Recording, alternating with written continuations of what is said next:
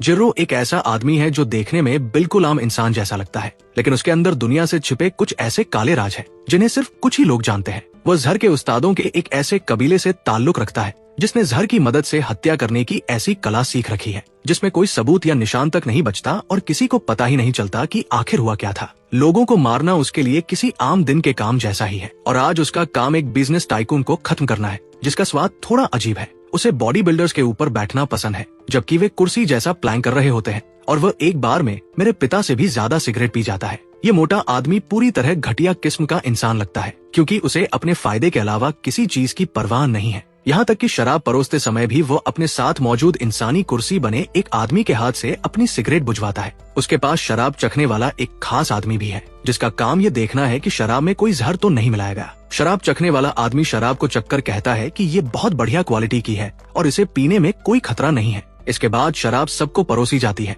और वो मोटा आदमी जाम उठाकर एक टोस्ट करता है, लेकिन जैसे ही वो शराब का एक बड़ा घूंट पीता है उसे तुरंत एहसास हो जाता है कि कुछ गड़बड़ है। उसका गला पूरी तरह जाम हो जाता है और उसके मुंह से खून निकलने लगता है। वो सांस लेने के लिए बुरी तरह संघर्ष करने लगता है। तुरंत शराब चखने वाले आदमी को पकड़कर मेज पर पटक दिया जाता है। वो चिल्लाते हुए रोने लगता है और कहता है कि वो दोषी नहीं है और उसे जहर के बारे में कुछ भी पता नहीं है, लेकिन असली दोषी कोई और नहीं बल्कि खुद जिर्रो है जो वेटर के भेष में वहाँ आया था। वह बिना किसी को शक हुए आराम से वहाँ से निकल जाता है। किसी इंसान को मारने के बाद भी जिर्रो के चेहरे पर कोई खास भाव नहीं आता, जैसे उसके लिए ये बस रोज का एक सामान्य काम हो। लेकिन घर लौटते समय उसकी नजर एक खूबसूरत लड़की पर पड़ती है जो एक शानदार कार में बैठे आदमी को किस कर रही होती है। जिर्रो चलते चलते उसी लड़की को देखने लगता है और आखिरकार सामने लगे खंभे से टकरा जाता है। इसके बाद वो घर पहुंचता है जहां उसकी बहन डिनर टेबल पर उसका इंतजार कर रही होती है। बिना कुछ कहे वो अपना बचकाना सा खाना मिलाने लगता है, जबकि उसकी बहन उससे उसके काम के बारे में तरह तरह के सवाल पूछने लगती है। वो पूछती है कि उसने शराब चखने वाले आदमी को आखिर कैसे बेवकूफ बनाया, क्योंकि वो आदमी अपने काम में बहुत माहिर था और उसे इस काम का सबसे अच्छा एक्सपर्ट माना जाता था। लेकिन जिर्रो बस इतना बताता है कि उसने उस आदमी को रोज थोड़ी थोड़ी मात्रा में जहर दिया था ताकि उसके शरीर में जहर के खिलाफ ताकत पैदा हो जाए। जब उसे पूरा भरोसा हो गया कि वो आदमी खतरनाक मात्रा में भी जहर झेल सकता है, तभी उसने अपना असली हमला किया। यही वजह थी कि शराब चखने वाले आदमी ने भी वही शराब पी, फिर भी उसे कुछ नहीं हुआ, जबकि असली निशाना आसानी से खत्म हो गया। जिर्रो की बहन उनके कबीले की इस चालाकी से काफी प्रभावित होती है, लेकिन इसके बाद वह परिवार में अगले मुखिया बनने की बात छेड़ देती है। उनकी दादी इस समय कबीले की सबसे बड़ी जहर की उस्ताद है, लेकिन अब उनकी उम्र बढ़ रही है और वो ज्यादा समय तक जीवित नहीं रहेंगी। वह चाहती है कि उनके बच्चे ये पद संभालें, लेकिन उनके कबीले में जहर का उस्ताद बनने के लिए शादी करना जरूरी है ताकि ये पक्का रहे कि ये पद उस इंसान के साथ खत्म न हो जाए और आगे उनके बच्चों तक पहुंचता रहे। जिर्रो की बहन दुर्भाग्य से एक lड़की को पसंद करती है, इसलिए वो उसके साथ बच्चे पैदा नहीं कर सकती।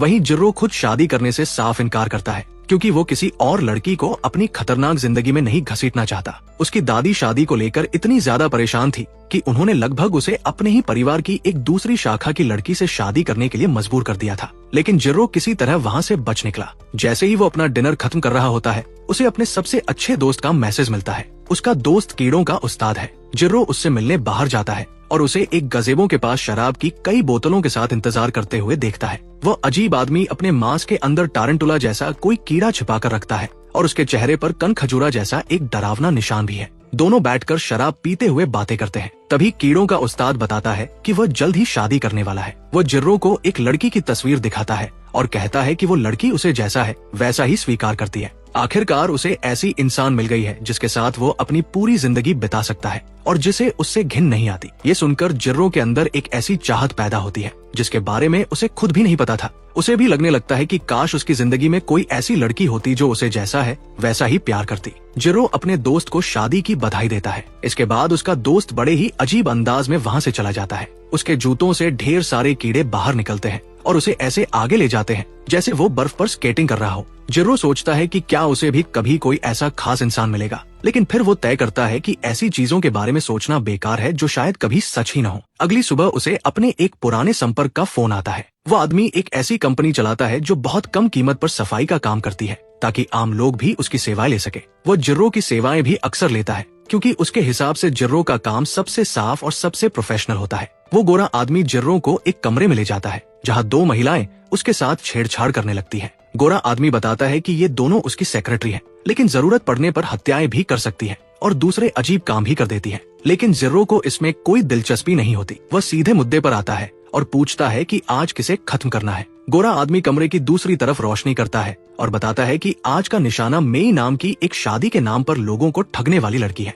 जिर्रो उसे तुरंत पहचान लेता है। यही वो लड़की थी जिसे उसने पिछली रात शानदार कार में बैठे आदमी को किस करते हुए देखा था, लेकिन इससे जिर्रो के व्यवहार पर कोई असर नहीं पड़ता। गोरा आदमी बताता है कि वो लड़की उनके इलाके में काफी परेशानी पैदा कर रही है और वह चाहता है कि जिर्रो इस समस्या को हमेशा के लिए खत्म कर दे। गोरा आदमी वहाँ से चला जाता है और जिर्रो बिना एक शब्द बोले मेई को अपने बनाए हुए खास जहर का इंजेक्शन लगा देता है। वो उसे साफ साफ बताता है कि उसने उसके शरीर में एक बहुत ताकतवर ऐसा जहर डाल दिया है जो उसके शरीर को लकवाग्रस्त कर देगा। इससे उसे बहुत ज्यादा दर्द होगा और वह पूरी प्रक्रिया के दौरान होश में रहेगी। इसके बाद वो अपना आखिरी जहर इस्तेमाल करेगा जो उसकी जान ले लेगा। वह महिला किसी तरह बोलने की कोशिश करती है और उसे बहकाने के लिए उसके साथ फ्लर्ट करने लगती है, लेकिन जिर्रो उस पर बिल्कुल ध्यान नहीं देता और कहता है कि चुप रहे क्योंकि इससे उसकी जान नहीं बचेगी। फिर भी वो महिला बोलती रहती है और कहती है कि जिर्रो बिल्कुल उसके पहले प्यार जैसा दिखता है। वो बताती है कि उसने बहुत से लोगों को ठगा है और कई ऐसे काम किए हैं जिनके बारे में वो किसी को बता भी नहीं सकती, लेकिन उसने ये सब अपने बीमार भाई की मदद करने के लिए किया था। उसके मुंह से खून निकलना शुरू हो जाता है। फिर भी वो कहती रहती है कि अगर उसे ऐसे आदमी के सामने मरना है जो उसके पहले प्यार जैसा दिखता है तो शायद उसकी मौत भी इतनी बुरी नहीं होगी। उसकी बात जिर्रो के मन में शक पैदा कर देती है क्योंकि वो सिर्फ अपराधियों और दुनिया के सबसे घटिया लोगों को मारता है। अब वो सोचने लगता है कि कहीं ये महिला सच में अपराधी तो नहीं है और क्या वह सच में उसे पसंद करती है। इससे पहले कि वह कुछ तय कर पाता, उसकी बहन का फोन आ जाता है। वो बताती है कि वह अपना घर छोड़कर वापस परिवार के पास जा रही है क्योंकि वह परिवार की दूसरी शाखा के एक आदमी से शादी करने वाली है और उनके परिवार के लिए एक नया वारिस पैदा करेगी। जिर्रो ये सुनकर हैरान रह जाता है और उससे कहता है कि उसे ऐसा करने की कोई जरूरत नहीं है, लेकिन उसकी बहन कहती है कि अगर वो किसी आदमी के साथ रहने से इनकार करती है और जिर्रो भी शादी नहीं करता तो उनका परिवार उनकी इच्छा के खिलाफ जाकर उसे किसी अजनबी के साथ बच्चे पैदा करने के लिए मजबूर कर देगा ताकि उनका परिवार और उनका खून आगे चलता रहे। इसलिए वह अपनी मर्जी से ये फैसला लेना बेहतर समझती है। इसका मतलब है कि उसे अपनी गर्लफ्रेंड से रिश्ता तोड़ना पड़ेगा। जिर्रो उसे ऐसा न करने के लिए कहता है। तभी उसकी बहन गुस्से में उससे पूछती है कि अगर वो इतना ही चाहता है कि वो अपनी पसंद के इंसान के साथ रहे तो क्या जिर्रो खुद किसी से शादी करेगा। जिर्रो उसे कुछ देर रुकने के लिए कहता है और तुरंत मेई की तरफ मुड़ जाता है। वो मेई से पूछता है कि क्या वो सच में उसे पसंद करती है और अगर ऐसा है तो क्या वो उससे शादी करेगी। मेई तुरंत हंसने लगती है और बताती है कि वो तो बस उसके साथ मजाक कर रही थी। वो सिर्फ ये देखना चाहती थी कि जिर्रो के चेहरे पर प्यार की चाहत कैसी दिखती है। वो कहती है कि जो आदमी किसी भी समय उसे मार सकता है वो उसके लिए शादी करने के लिए बिल्कुल सही इंसान नहीं है। लेकिन जिर्रो अब अपना मन बना चुका था। वो पहली बार अपने दिल की बात खुलकर कहता है। वो बताता है कि उसने कभी स्कूल या कॉलेज नहीं देखा, इसलिए उसे कभी किसी लड़की से मिलने का मौका नहीं मिला। वो चाहे कितना भी खुद को मजबूत और अकेला दिखाने की कोशिश करे, सच में वो भी बिल्कुल दूसरे आम लड़कों जैसा है। वह भी चाहता है कि उसकी जिंदगी में कोई ऐसी महिला हो जो उसकी परवाह करे और उसे प्यार करे। फिर वह मेई से पूछता है कि क्या वो उसके लिए कोई ऐसी लड़की ढूंढने में मदद कर सकता है जिससे वो शादी कर सके। बदले में जिर्रो वादा करता है कि वह मेई और उसके भाई दोनों को जिंदा रखेगा। मेई खून से लथपथ और लकवाग्रस्त हालत में ये सब सुनकर हैरान रह जाती है, लेकिन इससे पहले कि वो कोई जवाब दे पाती, वही गोरा आदमी अपने गुंडों के साथ कमरे में घुस आता है। वो जिर्रो से कहता है कि अपना काम पूरा करे और उन्हें डराने के लिए पास में गोली चला देता है। मेई कहती है कि शायद यही उनकी कहानी खत्म हो जाएगी, लेकिन जिर्रो जवाब देता है कि वो गलत है। असल में उनकी कहानी यहीं से शुरू होने वाली है। इसके बाद वो मुड़ता है और अपना मास्क पहन लेता है। गोरा आदमी और उसके सारे गुंडे उस पर गोलियां चलाना शुरू कर देते हैं। जिर्रो तुरंत एक इंजेक्शन लगाता है और काले धुएं के बीच अचानक गायब हो जाता है। गुंडे ये देखकर पूरी तरह भ्रमित हो जाते हैं, लेकिन जब वे ऊपर देखते हैं तो जिर्रो उनके सिर के ऊपर लटका हुआ दिखाई देता है। वो नीचे जहर की कई छोटी बोतलें फेंकता है जो तुरंत अपना असर दिखाती है। सारे गुंडे जमीन पर गिरने लगते हैं। वे सांस लेने के लिए संघर्ष करते हैं और कुछ ही देर में बेहोश हो जाते हैं। जिर्रो मेई से कहता है कि ये लोग इससे मरेंगे नहीं और उम्मीद है कि इस घटना के बाद उनमें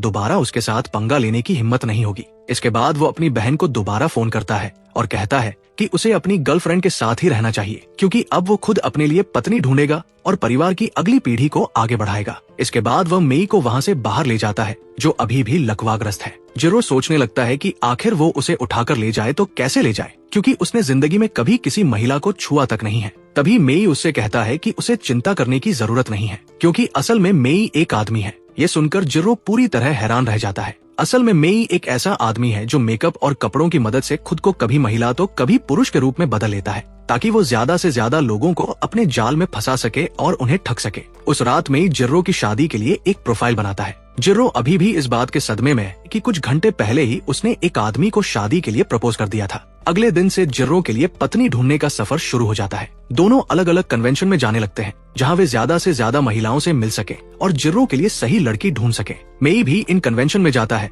और लगभग हर आदमी को अपनी तरफ आकर्षित कर लेता है, ताकि जिर्रो को दूसरी असली महिलाओं से बात करने का मौका मिल सके। वह जिर्रो को अच्छे कपड़े पहनना, स्मार्ट दिखना और खुद को अच्छी तरह तैयार रखना भी सिखाता है। अगली बार जब वे एक कन्वेंशन में जाते हैं तो जिर्रो एक महिला के सामने बैठता है, लेकिन वो इतना घबराया हुआ होता है कि आखिर में सिर्फ अपना नाम और ये बता पाता है कि वो हर साल करोड़ों कमाता है। मेई ये सुनकर पूरी तरह परेशान हो जाता है, लेकिन जिर्रो का मानना है कि महिलाएं ऐसे पुरुषों को पसंद करती हैं जो उनका खर्च उठा सके, इसलिए उसका ज्यादा पैसा कमाना ही सबसे जरूरी बात होनी चाहिए। मेई उसे समझाता है कि महिलाओं की आंखों में देखो और मुस्कुराओ ताकि उनका ध्यान तुम्हारी तरफ जाए, लेकिन जिर्रो बिल्कुल ही बेकार साबित होता है। वह ऐसी डरावनी शक्ल बनाता है कि सामने बैठी महिलाएं शायद उसे किसी खतरनाक हत्यारे जैसा समझने लगती है। कन्वेंशन पूरी तरह असफल हो जाता है, लेकिन मेई इतनी आसानी से हार मानने वाला नहीं है। वह जिर्रो के लिए टिंडर पर एक प्रोफाइल बनाता है और किसी तरह उसकी पहली डेट भी तय कर देता है, लेकिन डेट भी बुरी तरह खराब हो जाती है। जब खाना सामने आता है तो जिर्रो खाना खाने से ही डर जाता है,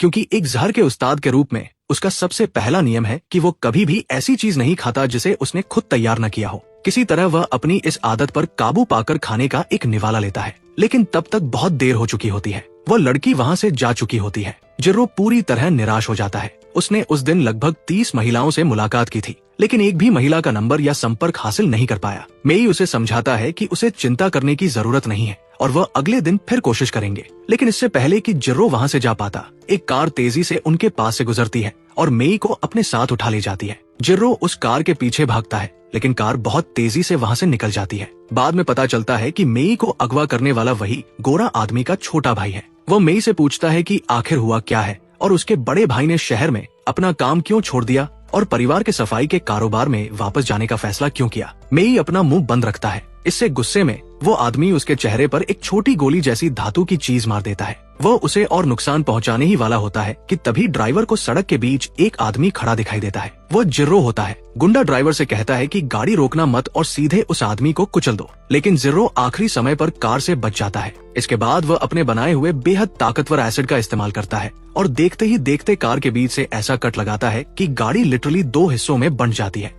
कार का संतुलन बिगड़ जाता है और वह पुल से नीचे गिर जाती है। जिर्रो तुरंत मेई को उठाता है और उसे वापस सुरक्षित जगह ले जाता है। जिर्रो मेई को वापस अपने घर ले आता है। वहाँ मेई उससे कहता है कि अगले दिन एक क्रूज शिप पर होने वाली समुद्री कला प्रदर्शनी में उससे मिले। जिर्रो कहता है कि ये सब बहुत अचानक है और मेई को आर्ट गैलरी देखने के बजाय उसके लिए और लड़कियां ढूंढने पर ध्यान देना चाहिए। लेकिन मेई इस बार बिल्कुल गंभीर होता है और कहता है कि जिर्रो को किसी भी हालत में वहाँ पहुँचना होगा। अगले दिन जिर्रो समय पर जहाज पर पहुँच जाता है और मेई हमेशा की तरह स्टाइल से देर से आता है। मेई को इतना अच्छा दिखता देखकर जिर्रो का दिल एक पल के लिए रुक सा जाता है। हालांकि उसका दिमाग जानता है कि मेई एक आदमी है। मेई उसका हाथ पकड़कर कहता है कि उन्हें जल्दी करनी चाहिए क्योंकि वे पहले ही देर कर चुके हैं। लेकिन जिर्रो घबरा जाता है और उसका हाथ झटक देता है। वह कहता है कि किसी को छूने से पहले उसकी अनुमति लेना जरूरी है। इसके बाद दोनों आर्ट गैलरी के अंदर जाते हैं और जिर्रो ये देखकर हैरान रह जाता है कि ये जगह डेट के लिए एकदम सही है और वहाँ बहुत सारे कपल्स मौजूद हैं। वो मेई से पूछता है कि वे यहाँ क्यों आए हैं।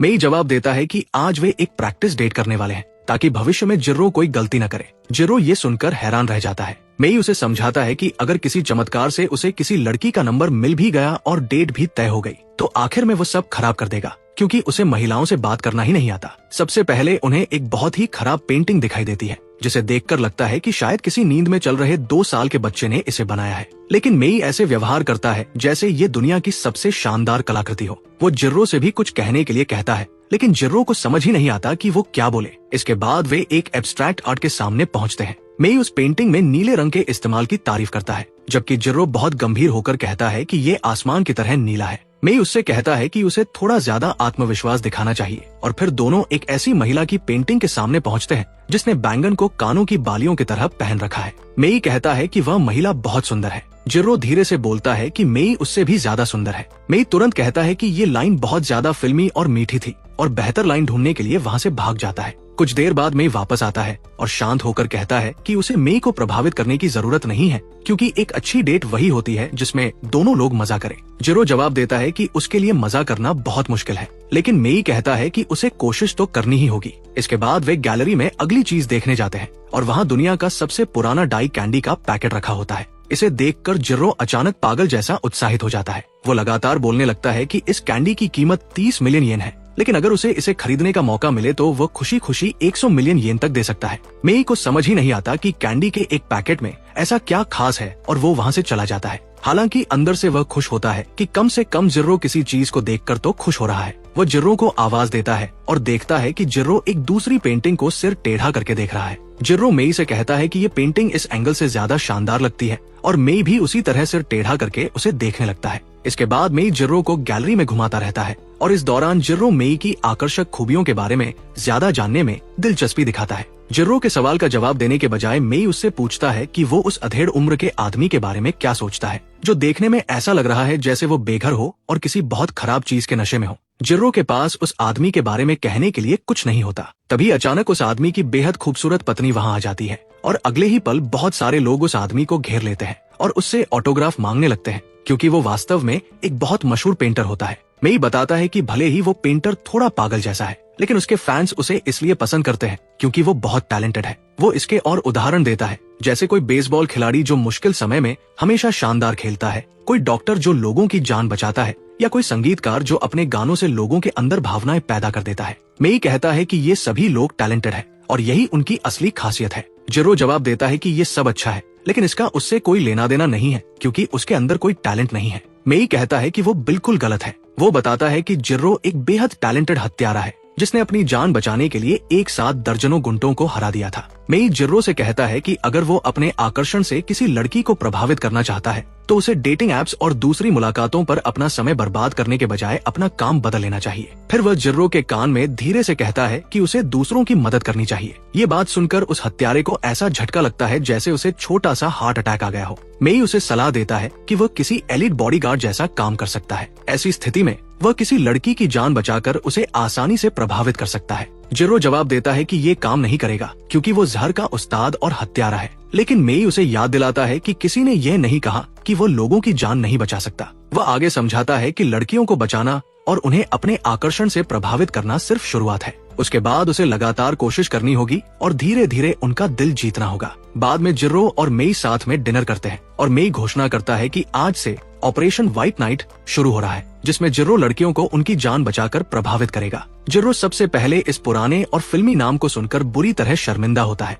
और फिर मेई से पूछता है कि वो ऐसे काम कहाँ ढूंढेगा जिसमें लोगों को बचाना हो। मेई पहले उसके मुंह में मांस का एक टुकड़ा ठूंस देता है और फिर उसे डार्क नव नाम के एक ऐप के बारे में बताता है। मेई बताता है कि इस ऐप पर हर तरह के गैर कानूनी और अजीब काम मिल सकते हैं और इनमें कुछ ऐसे काम भी होंगे जिनमें किसी को बचाना पड़े। जिर्रो ये सुनकर हैरान हो जाता है, क्योंकि अब तक उसके सारे काम एक ब्रोकर के जरिए ही आते थे, लेकिन उसे ऐप पर कोई अच्छा काम नहीं मिलता और वह मेई से कहता है कि ये तरीका काम नहीं कर रहा। तभी अचानक उसकी नजर एक ऐसे काम पर पड़ती है जिसे वो कर सकता है और वो मेई से उसकी राय पूछता है। वो उसे एक वीडियो दिखाता है जिसमें एक अपराधी ने क्योको नाम की लड़की को पकड़ रखा है और उसके दोस्तों से कह रहा है कि अगर वे उसे बचाना चाहते हैं तो उन्हें अपनी सारी कलाकृतियां उसके हवाले करनी होंगी। वीडियो देखने के बाद जिर्रो उन लोगों से मिलने जाता है जिन्होंने ये काम पोस्ट किया था। वहाँ उसे पता चलता है कि क्योको वास्तव में एक आर्ट चोर है, लेकिन वह दूसरों की तरह कलाकृतियां अपने फायदे के लिए नहीं चुराती। वह उन्हें सिर्फ इसलिए चुराती है ताकि उन्हें उनके असली मालिकों तक वापस पहुंचा सके। उसके साथ ही हर कीमत पर उसे बचाना चाहते हैं,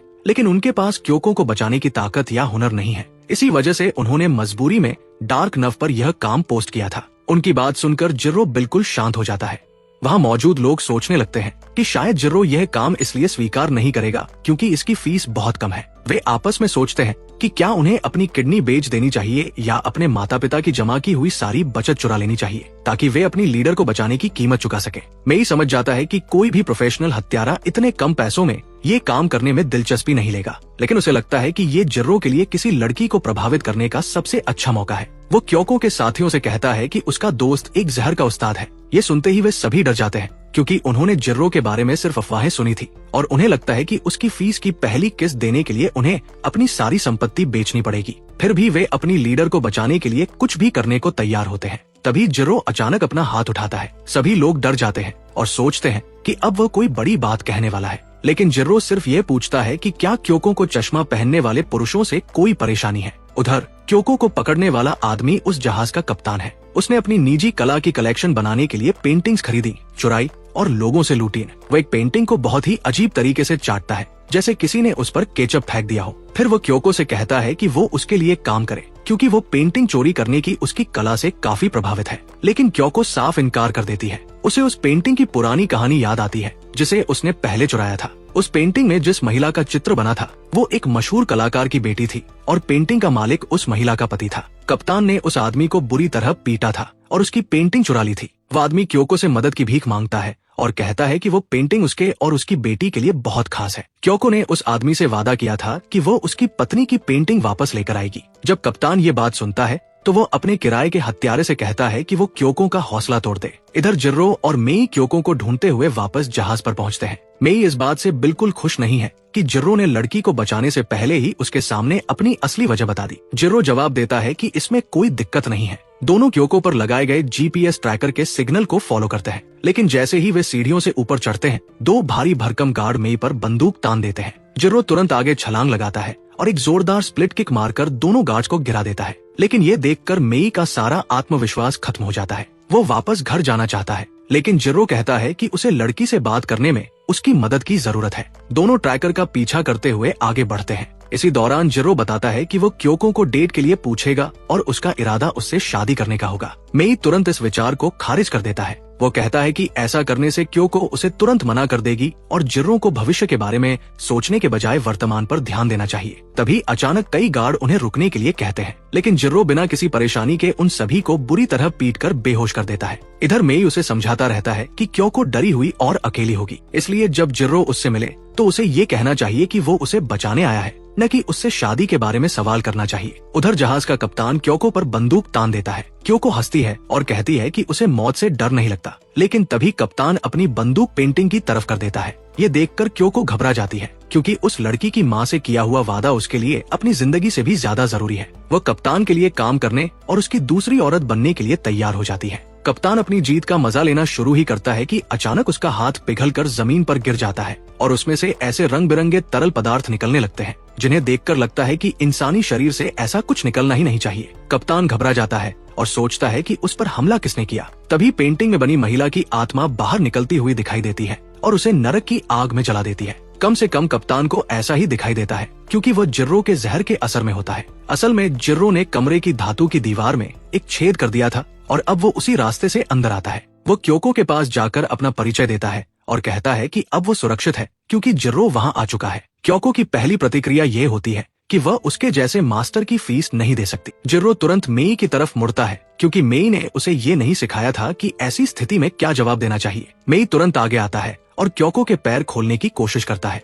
लेकिन तभी डाइविंग सूट पहना हुआ एक आदमी क्योको को पकड़ लेता है और पीछे की तरफ छलांग लगा देता है। उसी समय जहाज का कप्तान भी होश में वापस आ जाता है और वो वाटर मास्टर को आदेश देता है कि इन घुसपैठियों को खत्म कर दे। जिर्रो बिना समय गवाए अपना मास्क पहनता है और अपने बनाए हुए सुपर सोल्जर सीरम का इंजेक्शन लगा लेता है। जैसे ही दवा अपना असर दिखाती है, जिर्रो तेजी से आगे बढ़कर वाटर मास्टर पर हमला करता है, लेकिन उसका हमला सिर्फ पानी पर पड़ता है, क्योंकि वाटर मास्टर उससे काफी दूर खड़ा होता है। अच्छी बात यह है कि उसने क्योको को अकेला छोड़ दिया था। जिर्रो तुरंत क्योको को मेई की तरफ फेंकता है और उसे सुरक्षित जगह ले जाने के लिए कहता है। मेई क्योको को पकड़ते समय खुद जमीन पर गिर जाता है और जिर्रो से कहता है कि उसे लड़कियों के साथ थोड़ा धीरे और प्यार से पेश आना चाहिए। जिर्रो जवाब देता है कि अभी उसे पहले क्योको को बचाना है और लड़कियों के साथ नरमी से पेश आने की पूरी क्लास वो बाद में सुन लेगा। तभी वाटर मास्टर अपने हाथ में पानी भरकर उसे बहुत बड़ा कर लेता है और पूरी ताकत से जिर्रो पर हमला करता है। उसके हमले से फर्श में एक बड़ा छेद हो जाता है। जिर्रो इस हमले से बुरी तरह घायल हो जाता है, लेकिन उसने पहले ही अपने हथियार निकाल लिए होते हैं ताकि लड़ाई ज्यादा देर तक चले तो वह तैयार रहे। वाटर मास्टर फिर उसकी तरफ तेजी से बढ़ता है। मेई घबरा जाता है और सोचता है कि अब ये पूरी लड़ाई खून खराबे में बदल जाएगी, लेकिन अचानक वाटर मास्टर रुक जाता है और जिर्रो की तरफ एक कार्ड बढ़ा देता है। वो अपना नाम उशियो बताती है और कहती है कि इस मामले को लड़ाई के बजाय किसी दूसरे तरीके से सुलझाना चाहिए। वो बताती है कि दो मास्टर्स के बीच लड़ाई होने से आसपास की चीजों और खुद उनके शरीर को भी बहुत नुकसान होगा और जिर्रो को मिलने वाली फीस शायद उस नुकसान की भरपाई के लिए काफी नहीं होगी। इसके बाद वो अचानक पानी को अपने इशारे पर घुमाने लगती है और अपनी ताकत का इस्तेमाल करते हुए लड़ाई खत्म करने का एक दूसरा तरीका सुझाती है। वह जिर्रो से कहती है कि अगर वो पीछे हट जाए और उसे क्योको को पकड़ने दे तो वो उसे उसके क्लाइंट द्वारा दी गई फीस से 10 गुना ज्यादा पैसे देगी। उशियो कहती है कि चूंकि ये एक बिजनेस है इसलिए उसका मानना है कि कोई भी मास्टर अपने मालिक के भरोसे से ज्यादा पैसों को महत्व देगा। वो अपने बिजनेस मॉडल के बारे में ऐसे लगातार बोलती रहती है जैसे वह किसी बिजनेस शो में बैठी हो। वहीं मेई को समझ ही नहीं आता कि आखिर हो क्या रहा है। अचानक उसे अपने पास पड़ी सुपर सोल्जर सीरम वाली सिरिंज दिखाई देती है और वह देखता है कि उसके अंदर अभी भी थोड़ी सी दवा बची हुई है।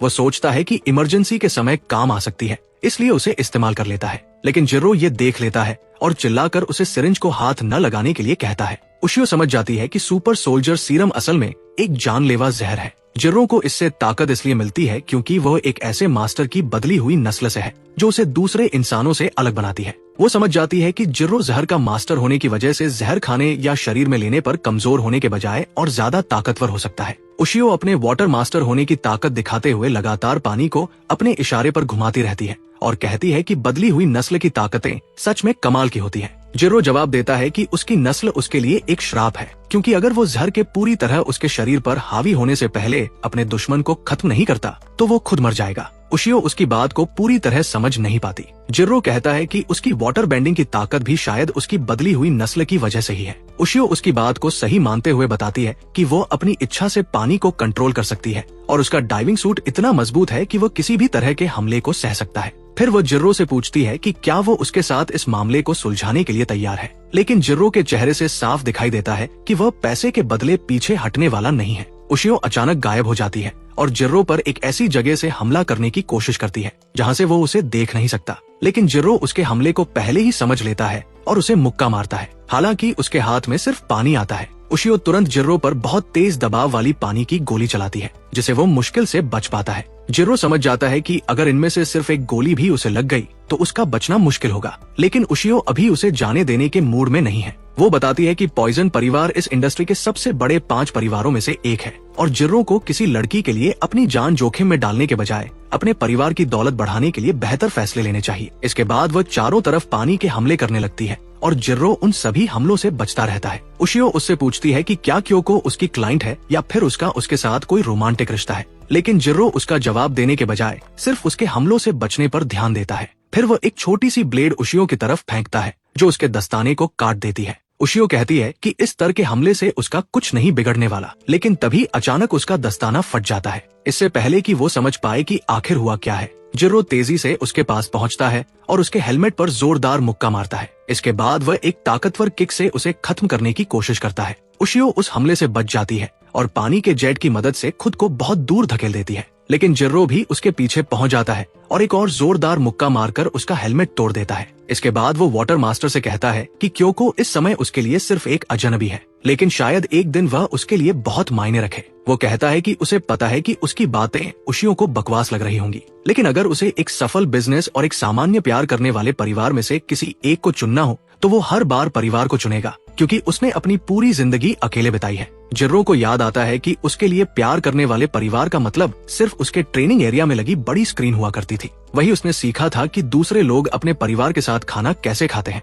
लड़के और लड़कियां एक दूसरे से कैसे बात करते हैं और कैसे दोस्त बनते हैं। लेकिन वह सब इसलिए सिखाया गया था ताकि वो भविष्य में जिन लोगों को मारने वाला था उन्हें बेहतर तरीके से समझ सके। वे सिर्फ रिकॉर्ड की गई वीडियो नहीं थी। पॉइजन परिवार के जादुई शीशों के जरिए उन्हें उन लोगों की जिंदगी लाइव दिखाई जाती थी, जबकि उन लोगों को बिल्कुल भी शक नहीं होता था कि कोई उन्हें देख रहा है। उसका शिक्षक उन जगहों को इंसानी चिड़ियाघर कहा करता था। वो कहता था कि इन लोगों को दुनिया की असली सच्चाई के बारे में कुछ भी पता नहीं है और वे बस अपनी किस्मत के हिसाब से जिंदगी जी रहे हैं। जिर्रो को बचपन से सिखाया गया था कि पॉइजन कबीले के वारिस के रूप में इन अनजान लोगों की किस्मत को कंट्रोल करना उसका कर्तव्य है। ये सब तब होता था जब वो खुद बाकी इंसानों से पूरी तरह अलग थलग था और उसने कभी परिवार के साथ रहने की खुशी महसूस नहीं की थी। अब जिर्रो उशियो से कहता है कि परिवार के साथ बैठकर खाना खाने जैसी चीजें जिन्हें वो बेकार समझती है वही चीजें हैं जिन्हें वो हर कीमत पर चाहता है, लेकिन उशियो उसकी बातों से बिल्कुल प्रभावित नहीं होती। वो कहती है कि अगर पॉइजन परिवार का भविष्य का मुखिया ऐसी सोच रखता है तो वो बिजनेस की दुनिया में कभी सफल नहीं हो पाएगा।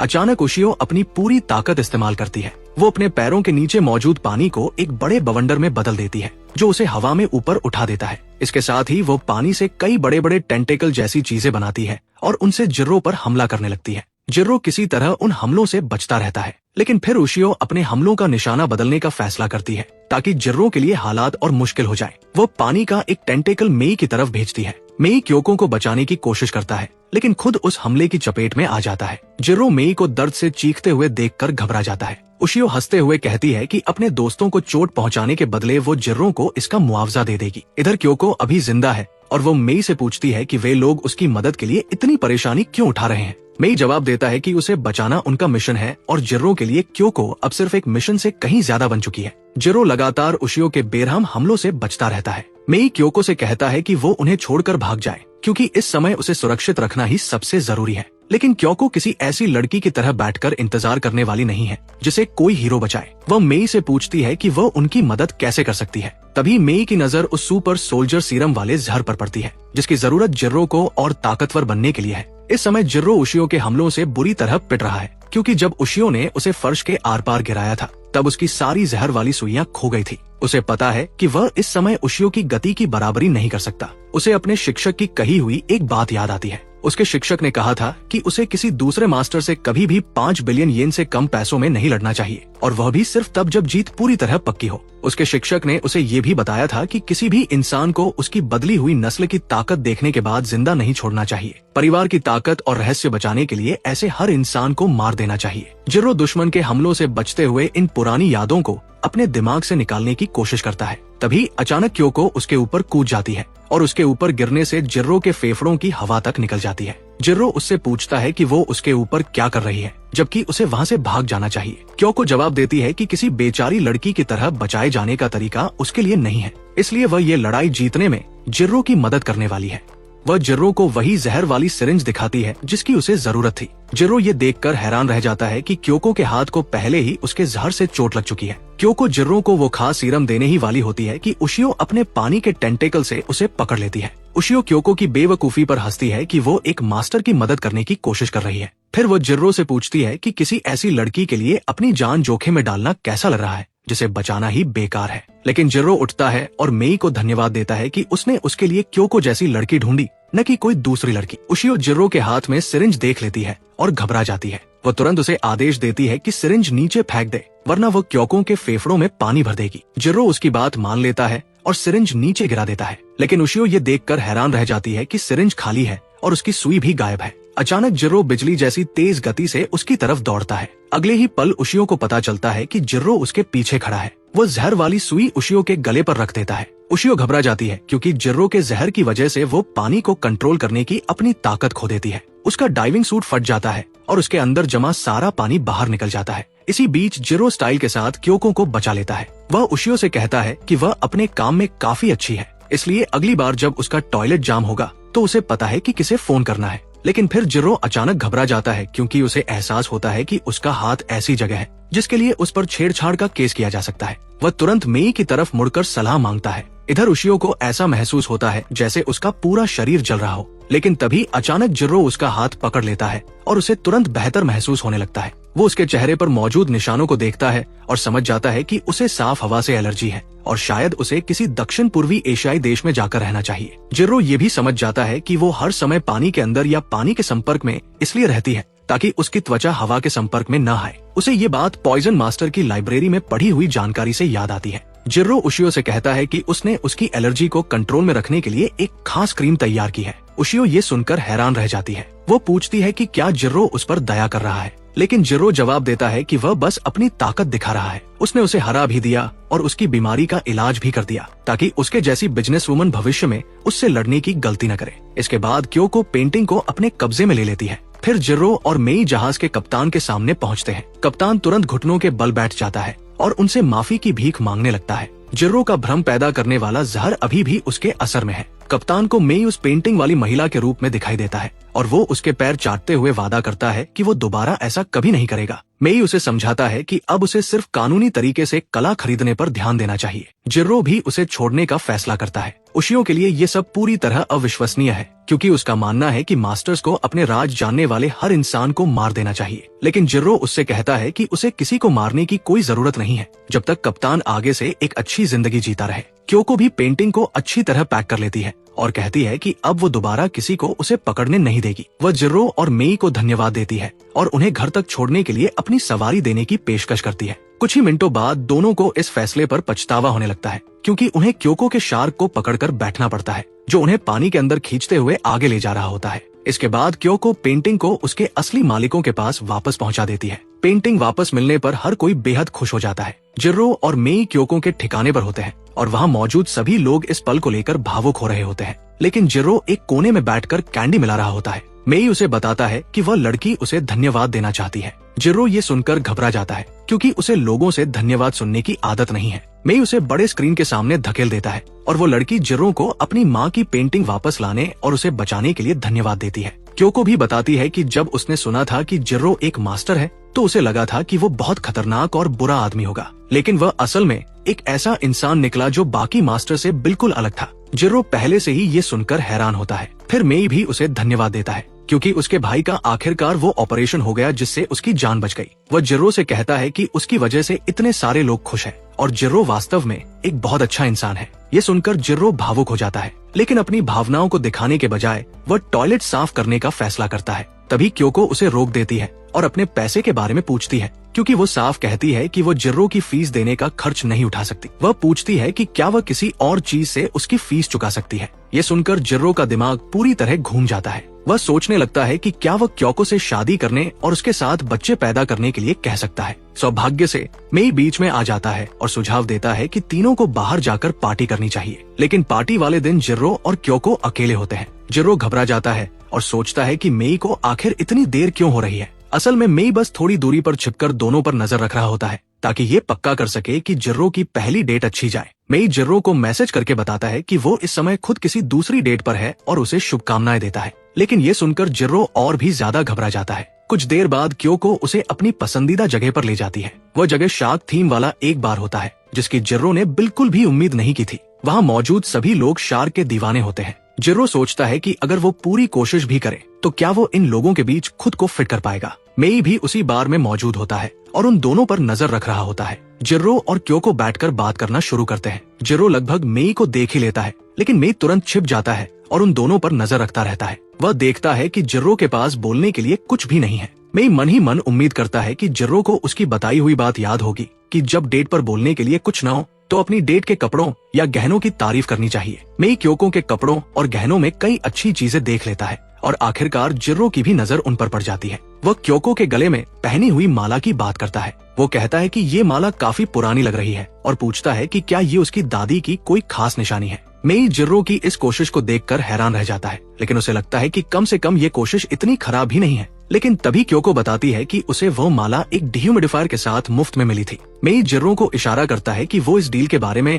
और बात करे, क्योंकि ये काफी दिलचस्प है। लेकिन जिर्रो का ध्यान उस लड़की पर टिक ही नहीं पा रहा है।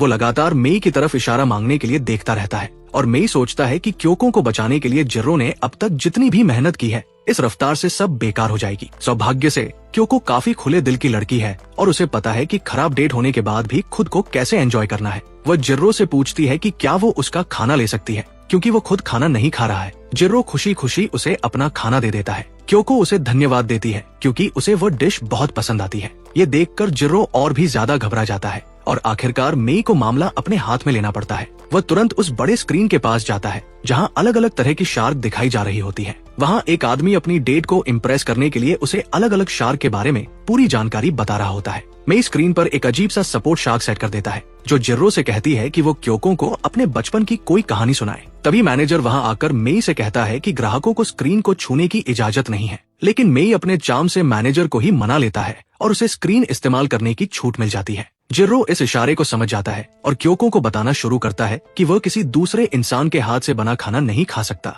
और ये आदत अब उसके शरीर का हिस्सा बन चुकी है। वह उसे बताता है कि उसने अपनी पूरी जिंदगी पॉइजन मास्टर बनने की ट्रेनिंग के अलावा कुछ नहीं किया। वह अपना खाना खुद बनाता था और अकेले ही खाता था। उसके लिए बस यही मायने रखता था कि उसके खाने में जहर न हो। ये सुनकर क्योको को उसके लिए बुरा लगने लगता है। वो कहती है कि वो उसके दर्द को समझ सकती है, क्योंकि उसका बचपन भी अकेले ही बीता था। वह एक अनाथ थी और अनाथालय के बाकी बच्चे भी उसके साथ दोस्ती नहीं करना चाहते थे। एक दिन एक अमीर आदमी जो अपनी जिंदगी के आखिरी समय में था, उसने क्योको को गोद ले लिया, क्योंकि उसका कोई वारिस नहीं था और वह अपनी कोई विरासत छोड़कर नहीं जाना चाहता था। अचानक क्योको करोड़पति बन गई। उसे लगा कि अब उसे जिंदगी में कभी काम करने की जरूरत नहीं पड़ेगी। लेकिन फिर उसने एक ऐसा कमरा देखा जिसमें रोते हुए लोगों की बहुत सारी पेंटिंग्स लगी हुई थी। ये देखकर वो अंदर तक हिल गई। उसने इसके बारे में पता लगाना शुरू किया और उसे पता चला कि उस आदमी ने वे सभी पेंटिंग्स गैर कानूनी तरीके से हासिल की थी। क्योको को उन पेंटिंग्स और उनके असली मालिकों के लिए बुरा लगा, इसलिए उसने फैसला किया कि वह उन सभी पेंटिंग्स को उनके असली मालिकों के पास वापस भेजेगी। वो अपने मिशन में सफल हो गई,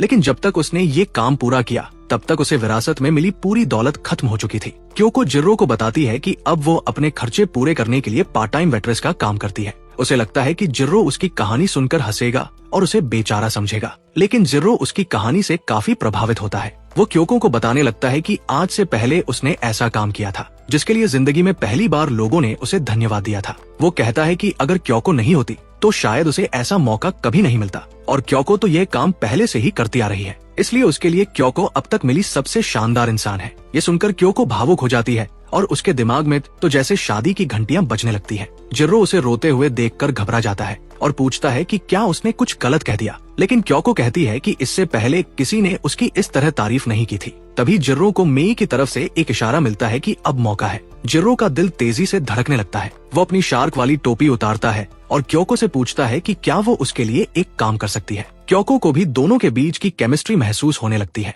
लेकिन जिर्रो उससे सिर्फ यह पूछता है कि क्या वो उसकी दोस्त बन सकती है। मेई ये देखकर पूरी तरह निराश हो जाता है, क्योंकि उसके हिसाब से जिर्रो के पास एक शानदार मौका था कि वो इतनी खूबसूरत लड़की को अपना बना ले और अपना मिशन पूरा कर ले। क्योको भी थोड़ी निराश हो जाती है, क्योंकि उसे उम्मीद थी कि जिर्रो उसे डेट के लिए पूछेगा और वो जरूर हाँ कहती। जिर्रो जवाब देता है कि वह भी उसे प्रपोज करने के बारे में सोच रहा था, लेकिन फिर उसे एहसास हुआ कि वे दोनों एक दूसरे के बारे में लगभग कुछ नहीं जानते। वो जानता है कि उसने क्योको पर अच्छी छाप छोड़ी है, लेकिन क्योको अभी तक उसके अंधेरे पक्ष के बारे में कुछ नहीं जानती। उसे डर है कि अगर क्योको को उसके किए हुए बुरे कामों के बारे में पता चल गया तो वो उसे ठुकरा देगी। इसीलिए वो पहले उसका दोस्त बनना चाहता है, ताकि दोनों को एक दूसरे को समझने और जानने का समय मिल सके, और जब दोनों को यकीन हो जाए कि वे एक दूसरे के लिए सही हैं, तब वो उसके साथ खुशी से शादी करना चाहता है। ये सुनकर क्योको और मेई दोनों हैरान रह जाते हैं। क्योको हंसते हुए कहती है कि उसने कभी नहीं सोचा था कि जिर्रो इतना सीधा और सच्चा इंसान होगा। वो उसे चेतावनी देती है कि उसका दिल जीतना आसान नहीं होगा। फिर वो कहती है कि उसे लगा था कि जिर्रो मेई को डेट कर रहा है।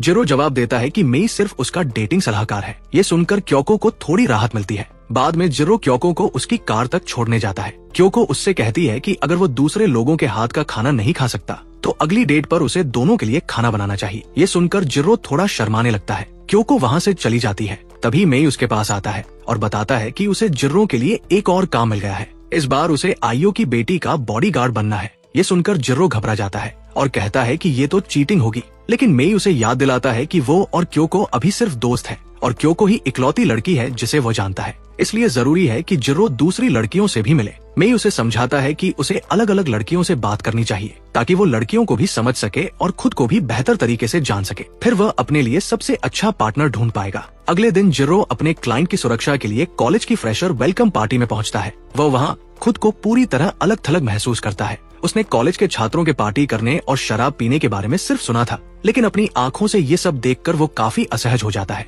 इसी बीच जिस लड़की की सुरक्षा के लिए जिर्रो को रखा गया है, वो एक कोने में अकेली बैठकर अपना ड्रिंक पी रही होती है। जब सीनियर सभी नए छात्रों को अपने पास बुलाते हैं तो शी घुटनों के बल रेंगते हुए उनके पास जाने की कोशिश करती है, लेकिन आखिर में उसमें उनके साथ जाने की हिम्मत नहीं होती और वो वापस अपनी जगह पर लौट आती है। जब वो वापस रेंगकर अपनी जगह पर जा रही होती है, तभी दो सीनियर लड़कियां उसके पास आकर उससे बात करने लगती हैं। वे उससे पूछती हैं कि क्या वह पार्टी को एंजॉय कर रही है, लेकिन शियोरी अचानक रोने लगती है और कहती है कि वो अपनी जिंदगी का सबसे अच्छा समय बिता रही है। ये सुनकर दोनों लड़कियां तुरंत वहाँ से चली जाती हैं ताकि कोई उन पर उसे परेशान करने का आरोप न लगा दे। शोरी अपने चेहरे पर यूनिकॉर्न वाली हुडी खींच लेती है और पछताने लगती है कि उसने उन दोस्ताना सीनियर लड़कियों से बात करने का मौका खुद ही खराब कर दिया। जिर्रो दूर से उसे देखता रहता है और उसे याद आता है कि उसे ये काम कैसे मिला था। पिछले दिन वह कंपनी के मुख्य ऑफिस गया था। वहाँ कंपनी का सीईओ बिजनेस करने से ज्यादा लोगों को उठाकर एक्सरसाइज करवाने में दिलचस्पी ले रहा था। स्पीडो पहने वो बॉडी बिल्डर जिर्रो, मेई और शीको तक उठा लेता है।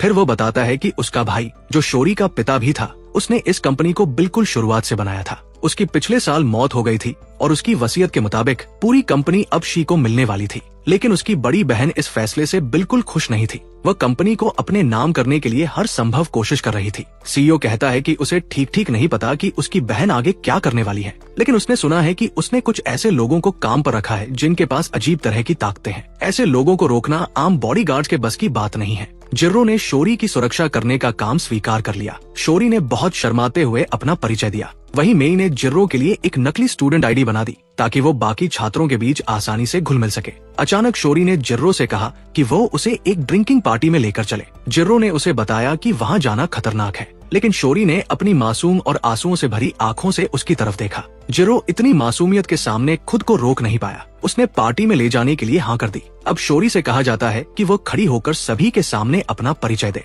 वो अपना नाम तो बता देती है, लेकिन उसके बाद क्या बोलना है ये सोचते ही पूरी तरह रुक जाती है। उसके दिमाग में सैकड़ों बातें घूमती हैं, लेकिन आखिर में वह बस यही कह पाती है कि आप सभी से मिलकर खुशी हुई और फिर बैठ जाती है। अब पूरा माहौल थोड़ा अजीब हो जाता है। इसके बाद जिर्रो की बारी आती है। जैसे ही वो बॉस की तरह उठकर खड़ा होता है, मेई चिंता में पड़ जाता है। मेई वहाँ वेटर बनकर जिर्रो की मदद कर रहा होता है। जिर्रो सोचता है कि अब वो सभी को दिखाएगा कि एक टॉप लेवल मास्टर क्या कर सकता है। वह पूरे आत्मविश्वास के साथ अपना परिचय देता है। फिर वह सभी से कहता है कि वे उसे एक साथ 8 गिलास बियर पीते हुए देखें। मेई को डर लगता है कि ये सब गलत हो जाएगा, लेकिन जिर्रो एक चैंपियन की तरह 8 गिलास बियर पी जाता है। लेकिन उसका ड्रामा अभी खत्म नहीं हुआ था। वो अपना मुंह पकड़कर अजीब तरह से हिलने लगता है। ये देखकर सभी लोग घबरा जाते हैं और एक लड़का तो 911 पर कॉल करने वाला होता है। लेकिन जिर्रो बस अपने अगले ट्रिक का इंतजार कर रहा था। वो अपने शरीर से सारी बियर को जेली के रूप में बाहर निकाल देता है, क्योंकि उसने एक पानी सोखने वाले खास पॉलीमर का इस्तेमाल किया था। जिर्रो को पूरा भरोसा था कि लोग उसका ये ट्रिक देखकर पागल हो जाएंगे, लेकिन लोग उल्टा घिन से भर जाते हैं और अपना ध्यान अगले लड़के की तरफ कर लेते हैं। वो लड़का एक मेडिटेशन करने वाला बंदा होता है, जो अपनी मेडिटेशन प्लेलिस्ट के साथ खड़ा होता है। वो उठकर एक पोज देता है और अपना नाम नारू को बताता है। सीनियर उससे अपने बारे में और बताने के लिए कहते हैं, लेकिन नारू को कहता है कि वो सब कुछ भूल गया है, क्योंकि उसके लिए सबसे जरूरी बात यह है कि वो यहाँ उन सभी से मिल पाया। इतना कहते ही वहाँ मौजूद लगभग सारी लड़कियां उसकी तरफ आकर्षित होने लगती हैं। जिर्रो को तुरंत लगता है कि इस आदमी के अंदर जरूर कुछ गड़बड़ है। बाद में जिर्रो, मेई और शोरी पैदल घर वापस जा रहे होते हैं। तभी जिर्रो अचानक शोरी से पूछता है कि आखिर उसने खुद को पार्टी में जाने के लिए मजबूर क्यों किया। जिर्रो सोचता है कि शायद वो अपनी कंपनी को सही तरीके से चलाने के लिए अपनी बातचीत की समस्या सुधारना चाहती है, लेकिन वह कहता है कि इसके लिए और भी बेहतर तरीके हो सकते हैं। ये सुनकर शोरी थोड़ा असहज हो जाती है और जिर्रो से कहती है कि बात वैसी नहीं है जैसी वह सोच रहा है। वह सिर्फ उस ग्रुप का हिस्सा बनना चाहती है। शोरी बताती है कि जब उसके पिता अपनी जिंदगी के आखिरी समय में थे, तब उन्होंने उससे कहा था कि वो लोगों की राय के बारे में जरूरत से ज्यादा सोचती है। उन्होंने कहा था कि अगर वो अपने दिमाग में दबाकर रखी सारी बातें बाहर निकालना सीख जाए तो उसकी जिंदगी बहुत बेहतर हो जाएगी। उन्होंने उसे दूसरे लोगों के साथ समय बिताने और उनकी कंपनी को एंजॉय करने के लिए भी कहा था। इसके बाद उसके पिता शांति से गुजर गए। तब से उनके शब्द शोरी के दिमाग में हमेशा के लिए बस गए हैं। शोरी रोते हुए कहती है कि वह अपने पिता की इच्छा पूरी नहीं कर पा रही है। वो बताती है कि उसके दिमाग में लोगों से कहने के लिए बहुत सारी बातें होती हैं, लेकिन जब असली मौका आता है तो वो कुछ भी नहीं बोल पाती। उसे पता है कि उसे बस पहला कदम उठाना है और उसके बाद बाकी चीजें अपने आप ठीक हो जाएंगी। लेकिन उसके दिमाग का एक छोटा सा हिस्सा हमेशा डरता रहता है कि शायद लोग उसे पसंद नहीं करेंगे। शोरी कहती है कि वह दूसरे लोगों से घुलने मिलने के लिए बनी ही नहीं है। यहाँ तक कि अपने पिता के आखिरी समय में भी वह उनसे ज्यादा बात नहीं कर पाई थी। उसे समझ नहीं आता कि उसके पिता ने उसे अपना उत्तराधिकारी क्यों चुना, जबकि इस पद के लिए उससे कहीं बेहतर लोग मौजूद थे। वो कहती है कि वो खुद को बेहतर बनाना चाहती है ताकि वो अपने मन में आने वाली बातों को बोलने से डरना बंद कर दे, और यही वजह है कि वो उस पार्टी में गई थी। जिर्रो उसे एक सच्चाई बताता है और याद दिलाता है कि कोई ऐसा इंसान भी है जो उसे मारना चाहता है। मेई जिर्रो को इतना बेरहम और सीधा बोलने के लिए डांटता है, लेकिन जिर्रो शोरी से ये कहना चाहता है कि अगर वो सच में कहीं जाना चाहती है तो वो उसे कभी नहीं रोकेगा, क्योंकि उसे पूरा भरोसा है कि किसी भी हालत में वह शोरी की रक्षा कर सकता है। इधर मेडिटेशन करने वाला नारू को असल में वही हत्यारा निकलता है जिसे शोरी की आंटी ने उसे मारने के लिए रखा था। वो अपनी आंटी को फोन करके बताता है कि शोरी का बॉडीगार्ड काफी ताकतवर है, लेकिन उसका मैसेज पहुंच ही नहीं पाता क्योंकि वह अपना फोन चार्ज करना भूल गया था। कुछ हफ्तों बाद नारू को शोरी की आंटी से मिलने जाता है और उसे पूरी बात बताता है। तभी पता चलता है कि वो सिर्फ उसकी बॉस नहीं है बल्कि उसकी शुगर ग्रैनी भी है। वो बूढ़ी औरत नारुको की मालिश करती रहती है और उस पर चिल्लाती है कि उसे काम पर रखे हुए 1 महीना हो गया है, लेकिन उसने अभी तक कोई नतीजा नहीं दिया। वह उससे पूछती है कि आखिर वो शोरी को कब खत्म करने वाला है। नारुको शांति से जवाब देता है कि अभी सही समय नहीं आया है। बूढ़ी औरत ये सुनकर खुश नहीं होती और नारुको पर चिल्लाती है कि वो उसके पैसे बर्बाद करना बंद करे, लेकिन अगले ही पल वो अचानक चुप हो जाती है, जैसे किसी ने उसे सम्मोहित कर दिया हो। उसका बोलने का तरीका अचानक बदल जाता है। वो कहती है कि शोरी का बॉडीगार्ड भले ही अच्छा हो, लेकिन नारुको एक मास्टर है और उसे कोई हरा नहीं सकता। नारुको उसकी बात मानते हुए कहता है कि वो उसके दिए हुए काम को पूरा करेगा। बूढ़ी औरत उससे कहती है कि या तो वो शोरी को कंपनी के वारिस बनने से खुद पीछे हटने पर मजबूर करे या फिर उसे जल्द ही मौत के घाट उतार दे। अगले दिन जिर्रो और मेई हमेशा की तरह शोरी के साथ क्लास में जाते हैं। मेई जिर्रो से कहता है कि उसे नोट्स बनाने की जरूरत नहीं है क्योंकि वो असली स्टूडेंट नहीं है, लेकिन जिर्रो जवाब देता है कि उसके लिए ये सब बिल्कुल नया और रोमांचक है और उसे एक स्टूडेंट बनकर मजा आ रहा है। अचानक प्रोफेसर उनकी क्लास से मार्केट में मौजूद एक खास प्रोडक्ट से जुड़ा सवाल पूछता है। जिर्रो उस सवाल का बिल्कुल सही जवाब दे देता है। प्रोफेसर उसके जवाब से इतना प्रभावित हो जाता है कि वो जिर्रो के साथ उसी टॉपिक पर काफी बातें करने लगता है। वहीं नारुको बिल्डिंग की छत पर अजीब तरह की मेडिटेशन और योग कर रहा होता है। वो अपने पेट को बार बार फुलाता और अंदर करता है, जिससे उसके शरीर में इतनी तेज कंपन पैदा होती है कि स्टील की पाइप तक टूट सकती है। वापस क्लास में जिर्रो को अचानक ऐसा महसूस होता है जैसे उसका संतुलन बिगड़ रहा हो। अगले ही पल एक बहुत भारी दबाव पूरे कमरे पर पड़ता है और वहाँ मौजूद सभी लोग नीचे दब जाते हैं। जिर्रो तुरंत समझ जाता है कि आखिरकार हत्यारे ने अपना कदम उठा लिया है और क्योंकि वो उसे शोरी से अलग करके निशाना नहीं बना सकता, इसलिए उसने एक साथ वहाँ मौजूद सभी लोगों पर हमला करना शुरू कर दिया है। जिर्रो चारों तरफ देखता है और उसे पता चलता है कि हमला क्लासरूम के बाहर से आ रहा है, जो उसे काफी अजीब लगता है क्योंकि वो हमेशा ये ध्यान रखता है कि उन पर हमला करने के लिए किसी के पास साफ रास्ता न हो। वो अपनी जेब से सुपर सोल्जर सीरम निकालता ही है कि अचानक हॉल की कांच की खिड़कियां टूट जाती है और उसके बाद छत भी गिरने लगती है। जिर्रो देखता है कि कुछ मलबा शोरी के ऊपर गिरने वाला है, इसलिए वो जल्दी से खुद को सुपर सोल्जर सीरम का इंजेक्शन लगाता है और उसे बचा लेता है। कुछ सेकंड बाद पूरा कमरा मलबे से भर जाता है और जिर्रो चारों तरफ देखकर ये पता लगाने की कोशिश करता है कि आखिर ये तबाही किस वजह से हुई। उसे पूरा यकीन है कि इतने खुले इलाके में कोई विस्फोटक गैस इस तरह का हमला नहीं कर सकती, इसलिए केवल एक ही चीज ऐसी है जो ये कर सकती है। वो समझ जाता है कि इसके पीछे साउंड मास्टर का हाथ है, क्योंकि इतनी दूर से इतना ताकतवर और सटीक हमला सिर्फ वही कर सकता है। उसी समय नारुको ने भी जिर्रो को अपने शरीर में वो खास दवा इंजेक्ट करते हुए देख लिया था, जिसने उसे इंसानों से कहीं ज्यादा ताकत और तेज गति दे दी थी। दोनों मास्टर समझ जाते हैं कि वे किससे भिड़ने वाले हैं और एक दूसरे का सामना करने के लिए काफी उत्साहित हो जाते हैं। बाद में जिर्रो शोरी के अंकल को फोन करके हमले के बारे में बताता है और कहता है कि उसकी भतीजी सुरक्षित है। वो शोरी से कहता है कि उन्हें कुछ समय के लिए छिपकर रहना चाहिए क्योंकि उसकी जान पर अभी और हमले हो सकते हैं। लेकिन शोरी की नजर अगले दिन होने वाली कैंपिंग ट्रिप के पोस्टर पर टिकी रहती है। मैं जिर्रो से पूछता है कि क्या उन्हें कैंपिंग ट्रिप छोड़ देनी चाहिए, लेकिन जिर्रो ये फैसला शोरी पर छोड़ देता है। इसके बाद शोरी मदद के लिए अपने अंकल के पास जाती है। मिस्टर बम शोरी से बात करते हुए भी एक्सरसाइज करते रहते हैं और उससे कहते हैं कि उसे इस ट्रिप पर जरूर जाना चाहिए क्योंकि वो जानते हैं कि शोरी इस ट्रिप का कितना इंतजार कर रही थी। वो चाहते हैं कि शोरी कॉलेज में दोस्त बनाए और कहते हैं कि जिर्रो और मैं उसे किसी भी खतरे से बचा लेंगे। अगले दिन शोरी जिर्रो और मैं के साथ खुशी खुशी ट्रिप के लिए निकल जाती है, लेकिन उसे नहीं पता कि उसके अंकल ने उसे जाने की इजाजत इसलिए दी थी क्योंकि नारुको ने उन्हें हिप्नोटाइज कर दिया था। बाद में जिर्रो और बाकी लोग बस में होते हैं और वो शोरी के पास बैठा होता है जो आराम से सो रही होती है। जिर्रो समझ जाता है कि शोरी अपने घर में भी सुरक्षित नहीं है, इसलिए उसे वही करने देना चाहिए जो वो चाहती है। उसे नहीं पता कि साउंड मास्टर अगली बार कब हमला करेगा, इसलिए वो हर समय सतर्क रहना चाहता है और अगली बार जब वो सामने आए तभी इस मामले को खत्म करना चाहता है। उधर नारुको भी उसी बस में अपने हिप्नोटाइज की गई लड़कियों के साथ बैठा होता है। वे उसके हाथ पर बने काउंटडाउन वाले टैटू को देखकर उसके बारे में पूछती हैं। वो उन्हें बताता है कि ये एक बहुत जरूरी वादे की याद दिलाता है और अजीब तरीके से मुस्कुराता है, जबकि लड़कियां उसके आसपास चिपकी रहती हैं। जल्द ही वे लोग कैंपिंग की जगह पहुंच जाते हैं और जिर्रो बारबेक्यू ग्रिल संभाल लेता है क्योंकि मैंने उसे बताया था कि जो लड़के खाना बना सकते हैं उन्हें लड़कियां अच्छा पति मानती हैं। जिर्रो सारे सामान को हवा में उछालता है और फिर उन पर सींकें फेंकता है जो बिल्कुल सही जगह पर लगती है और सारे सामान को छेदते हुए ग्रिल पर जाकर गिरती है। कुछ लोग उसकी इस कला से बहुत प्रभावित हो जाते हैं और उसके आसपास जमा हो जाते हैं। वही शोरी दूसरों को खाना देकर लोगों से घुलने मिलने की कोशिश करती है, लेकिन वो इतनी धीमी आवाज में बोलती है कि कोई उसकी बात सुन ही नहीं पाता और वो उदास हो जाती है। जिर्रो ये देख लेता है और मे से कहता है कि उन्हें उसकी मदद करनी चाहिए, लेकिन मे जवाब देता है कि शोरी ने उनसे उसे अकेला छोड़ने के लिए कहा था क्योंकि वो खुद इस परेशानी से निकलना चाहती थी। उधर शोरी समझ नहीं पा रही होती कि आखिर उसे क्या करना चाहिए, लेकिन तभी उसे एक आइडिया आता है और वह तुरंत अपने बैग में कुछ ढूंढने लगती है। कुछ देर बाद वह एक मैजिकल गर्ल की पोशाक पहनकर बाहर आती है और ग्रुप में मौजूद कुछ वीब लड़के उसे देखकर पहले ही आकर्षित हो जाते हैं। मे और जिर्रो भी उसे उत्सुकता से देखते हैं। इसके बाद शोरी सबको एक जादू का खेल दिखाती है जिसमें वह एक खाली प्लेट पर अचानक नूडल्स ला देती है। सभी लोग काफी प्रभावित होते हैं, लेकिन अगले हिस्से में शोरी से गलती हो जाती है और सभी लोग उस पर हंसने लगते हैं। दिन के अंत में मैं उसके जादू के खेल की तारीफ करता है और शोरी बताती है कि उसे लगा कि वो शब्दों के साथ अच्छी नहीं है, इसलिए उसने जिर्रो की तरह एक पार्टी ट्रिक करने का फैसला किया जैसा उसने पहले दिन किया था।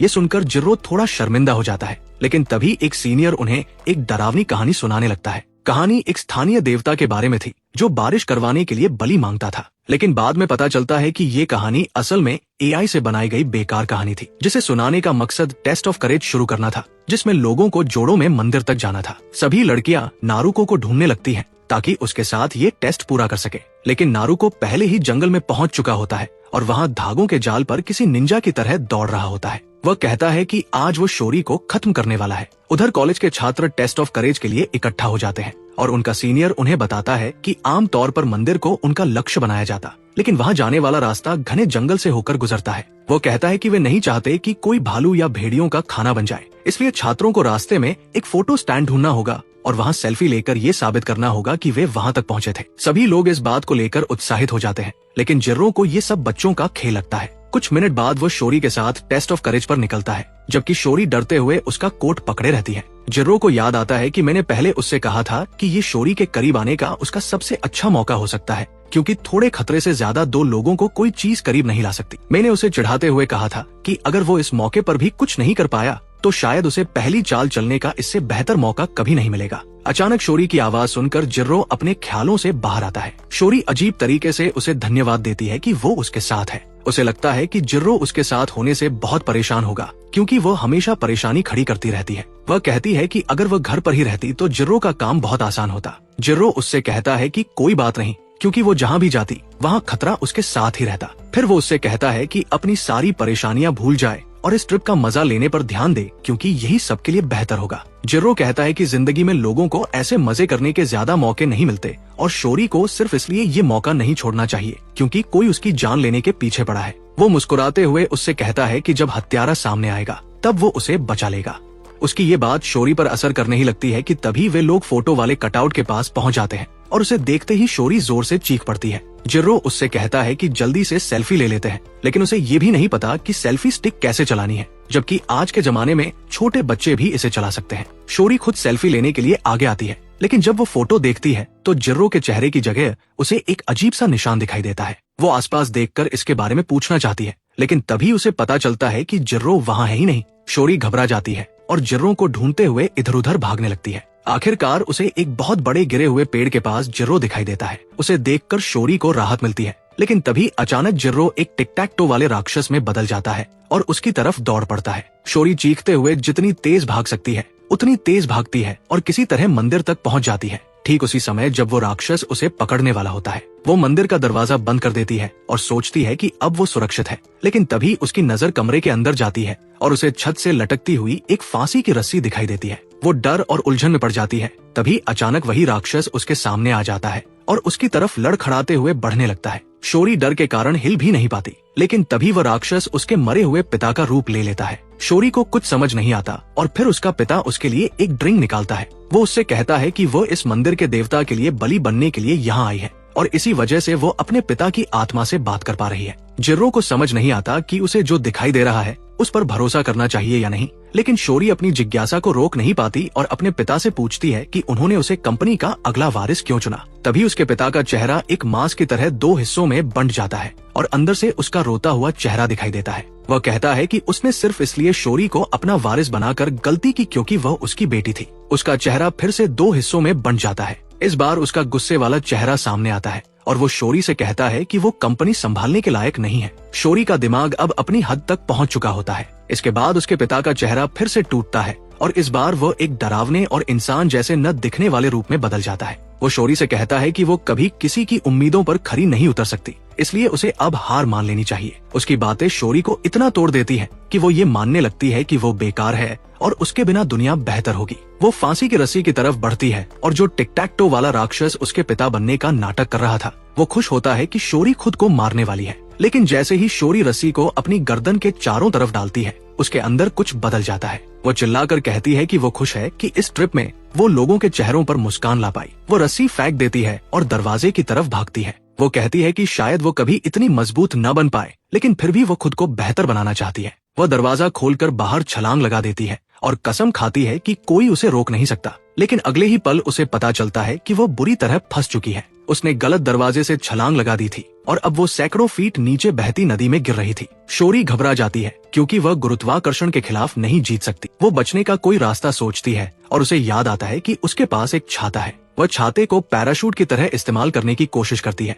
लेकिन ये कोई कार्टून की दुनिया नहीं है और हवा के तेज दबाव से छाता तुरंत फट जाता है। शोरी मौत को स्वीकार कर लेती है क्योंकि अब उसे बचाने वाला कोई नहीं था। लेकिन तभी जिर्रो वहाँ पहुँच जाता है। वो पानी सोखने वाली जेल की एक गेंद नदी में फेंकता है, जिससे वो गेंद बहुत बड़ी हो जाती है और नदी के पानी को ऊपर उठा देती है। इसके बाद वह पानी की सतह से टकराने से ठीक पहले शोरी को पकड़ लेता है। शोरी को यकीन ही नहीं होता कि वह बच गई है। जिर्रो उसे बताता है कि हत्यारा उसकी मौत को आत्महत्या या किसी हादसे जैसा दिखाना चाहता था, क्योंकि अगर उसकी मौत संदिग्ध तरीके से होती तो लोगों को शक हो जाता और उसके रिश्तेदारों को विरासत नहीं मिलती। तभी साउंड मास्टर नारुको वहाँ आ जाता है और जिर्रो मानता है कि उसकी रणनीति काफी अच्छी थी। जैसे ही शोरी ने सेल्फी ली थी, नारुको ने अपनी आवाज की ताकत से उसे हिप्नोटाइज कर दिया था और जिर्रो पर एक ताकतवर शॉकवेव हमला किया था, जिससे उसका दिशा समझने का एहसास बिगड़ गया था। इसी वजह से वह समय पर शोरी तक नहीं पहुंच पाया था। नारुको उनके स्तर तक नीचे आता है और शोरी को घूरने लगता है। जिर्रो तुरंत कई जहरीली सुइयां निकालकर उस पर हमला करने के लिए तैयार हो जाता है। नारुको तुरंत उनसे दूरी बना लेता है और कहता है कि अब उसे इसे हादसा दिखाने की जरूरत नहीं है, क्योंकि वो लड़की को किसी भी हालत में मार डालेगा। जिर्रो समझ जाता है कि इस समय वह नुकसान में है, इसलिए वह शोरी से कहता है कि उन्हें अभी भागना होगा। लेकिन शोरी डर के कारण हिल भी नहीं पाती और जिर्रो परेशान हो जाता है क्योंकि अब उसे उठाकर ले जाना पड़ेगा। वह सोचता है कि वह ऐसा कर सकता है क्योंकि अब तक उसे मेरे को उठाकर ले जाने की आदत हो चुकी है। लेकिन जिर्रो के पीठ पर चढ़ने के बजाय शोरी सामने से उसके ऊपर ऐसे चढ़ जाती है जैसे कोई छोटा बंदर हो। जिर्रो को ये काफी अजीब और असहज लगता है, लेकिन उसके पास शिकायत करने का समय नहीं है। वह तुरंत खुद को दवा का इंजेक्शन लगाता है और दौड़ना शुरू कर देता है। लेकिन नारुको को अपनी ताकत इस्तेमाल करने के लिए खुद हिलने की भी जरूरत नहीं पड़ती। वो पूरे जंगल में बंधे हुए धागों का इस्तेमाल करके अपनी बदली हुई ब्लड लाइन की ताकत माइंड विस्परर को सीधे शोरी पर इस्तेमाल करता है। शोरी को अपने आसपास कई आवाजें सुनाई देने लगती है जो उसके बारे में बुरी बुरी बातें कर रही होती है। जिर्रो उससे कहता है कि उन आवाजों पर ध्यान मत दो क्योंकि नारुको उनके दिमाग के साथ खेल रहा है।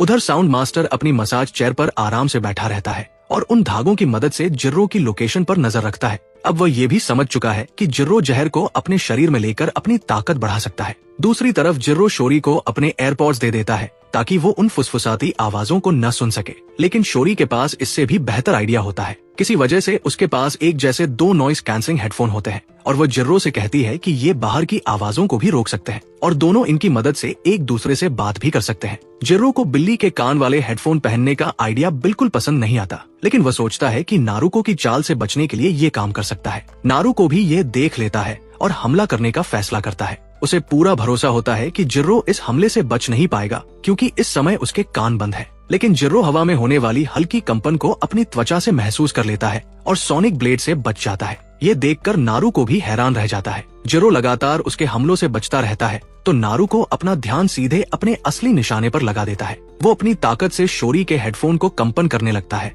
और एक बार फिर उसे हिप्नोटाइज कर देता है। शोरी जिर्रो की गोद से नीचे उतरती है और दूर भागने लगती है। तब नारुको समझ जाता है कि शोरी का ट्रॉमा सिर्फ उसके पिता की मौत तक सीमित नहीं है।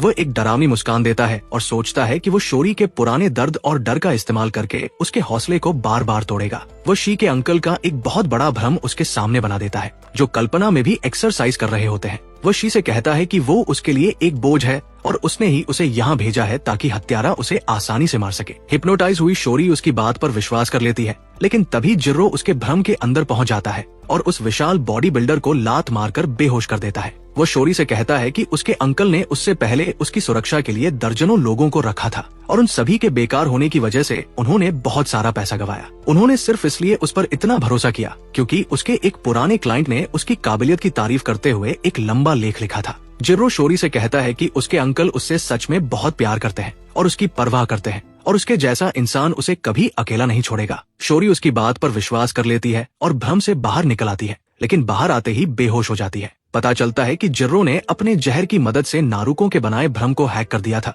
और फिर शोरी को बेहोश कर दिया ताकि वो खतरे से दूर रहे। इसके बाद वह नारुको को आवाज देता है और उसे यकीन है कि वो जंगल में कहीं से भी उसकी आवाज सुन सकता है। जिर्रो कहता है कि वो जानता है कि नारुको की ताकत लोगों के दिमाग पर बहुत गहरा असर करती है। वो उनकी सबसे बुरी यादों और डर को बाहर निकालता है और फिर उन्हें इतना बढ़ा देता है कि इंसान अंदर से टूट जाए। जिर्रो को पूरा यकीन है कि इसी तरह नारुको ने शोरी के अंकल को हिप्नोटाइज करके उन्हें इस ट्रिप पर जाने की इजाजत देने के लिए मजबूर किया था। वह ये भी मानता है कि शोरी अपने अंदर बहुत सारे पुराने दुख और डर लेकर चल रही है, लेकिन वो खुद ये बात जानती है और उनसे बाहर निकलने की पूरी कोशिश कर रही है। इसलिए उसे शोरी पर एक एहसान करना चाहिए और उसे अकेला छोड़ देना चाहिए। उधर में जिर्रो और शोरी को उनके ऊपर लगाए गए ट्रैकर की मदद से ढूंढने की कोशिश कर रहा होता है, लेकिन वे उस जगह पर नहीं मिलते। वो सड़क पर ऊपर नीचे देखते हुए सोच रहा होता है कि आखिर वे दोनों कहाँ गए। तभी जिर्रो अचानक झाड़ियों से बाहर आ जाता है। मैं उन्हें देखकर राहत की सांस लेता है, लेकिन फिर जिर्रो को शोरी को जिस तरह उठाए हुए देखता है तो वो घबरा जाता है। जिर्रो उसे पूरी कहानी बताता है, जबकि शोरी धीरे धीरे होश में वापस आती है। मैं खुश होता है कि उसने क्योको के एक आदमी की मदद से शोरी पर जीपीएस ट्रैकर लगवा दिया था और फिर जिर्रो से पूछता है कि क्या वो ठीक है। जिर्रो कहता है कि उसने थोड़ी देर पहले अपनी सीमा से ज्यादा ताकत इस्तेमाल कर ली थी और अब उसे वापस जाकर लड़ाई खत्म करनी होगी। वो में से कहता है कि वो शोरी को लेकर यहाँ से दूर चला जाए और उसे हैरानी होती है कि जिर्रो ऐसा क्यों कह रहा है। जिर्रो समझाता है कि उसने नारुको की योजना को पहले ही 2 बार नाकाम कर दिया है और अब वो शोरी के पीछे जाने से पहले नारुको को रास्ते से हटाने की कोशिश करेगा। जिर्रो में से कहता है कि तब तक शोरी को सुरक्षित रखना और उसे याद दिलाता है कि वो सिर्फ उसका शादी का सलाहकार है। जिर्रो उससे इस बार साथ देने की गुजारिश करता है और मैं मान जाता है, क्योंकि वो पहले से ही सोच रहा होता है कि जिर्रो उसके लिए कितना स्वादिष्ट खाना बनाएगा। लेकिन वहाँ से जाने से पहले जिर्रो शोरी के हेडफोन को ध्यान से देखता है और उसे पता चलता है कि नारुको ने पहले उसके करीब आने के दौरान उसके हेडफोन के अंदर एक छोटा सा ट्रांसमीटर लगा दिया था। उसे पूरा यकीन है कि नारुको ने ऐसा इसलिए किया ताकि उसकी ताकत शोरी तक और आसानी से पहुंच सके, लेकिन उसे अभी तक ये पता नहीं है कि साउंड मास्टर को अपनी तकनीक इस्तेमाल करने के लिए आखिर किस चीज की जरूरत होती है। जिर्रो फैसला करता है कि वो नारुको को छिपने नहीं देगा और उसे बाहर निकालकर सीधे उसका सामना करेगा, क्योंकि यही उसके लिए सबसे अच्छा रास्ता है। वहीं दूसरी तरफ नारुको गर्म पानी से नहा रहा होता है और अपनी अगली चाल के बारे में सोच रहा होता है। उसे यकीन है कि अगर वो अभी शोरी के पीछे जाता है तो जिर्रो पीछे से उस पर हमला कर देगा। इसलिए वो पहले जिर्रो का शिकार करने का फैसला करता है और उसके बाद आराम से अपने असली टारगेट को खत्म करेगा। इस बीच जिर्रो वापस जंगल में पहुंच जाता है और उसे पता चलता है कि इस बार नारुको के हमले पहले से कहीं ज्यादा तेज और खतरनाक है। नारुको जिर्रो की हर हरकत को उसकी चाल के दौरान निकलने वाली आवाजों से ट्रैक कर सकता है और उसे लगता है कि जिर्रो की जहरीली सुइयां तब तक उस पर काम नहीं करेंगी जब तक वो उसके करीब नहीं पहुंचता। बाहर खुले इलाके में जहरीली गैस भी ज्यादा असरदार नहीं होगी। जिर्रो भी ये बात समझ चुका होता है, इसलिए वो नारुको की ताकत को सीमित करने के लिए जंगल में फैले उसके तारों को काटने का फैसला करता है। वह तारों पर धातु को पिघलाने वाला अपना जहर छिड़कता है,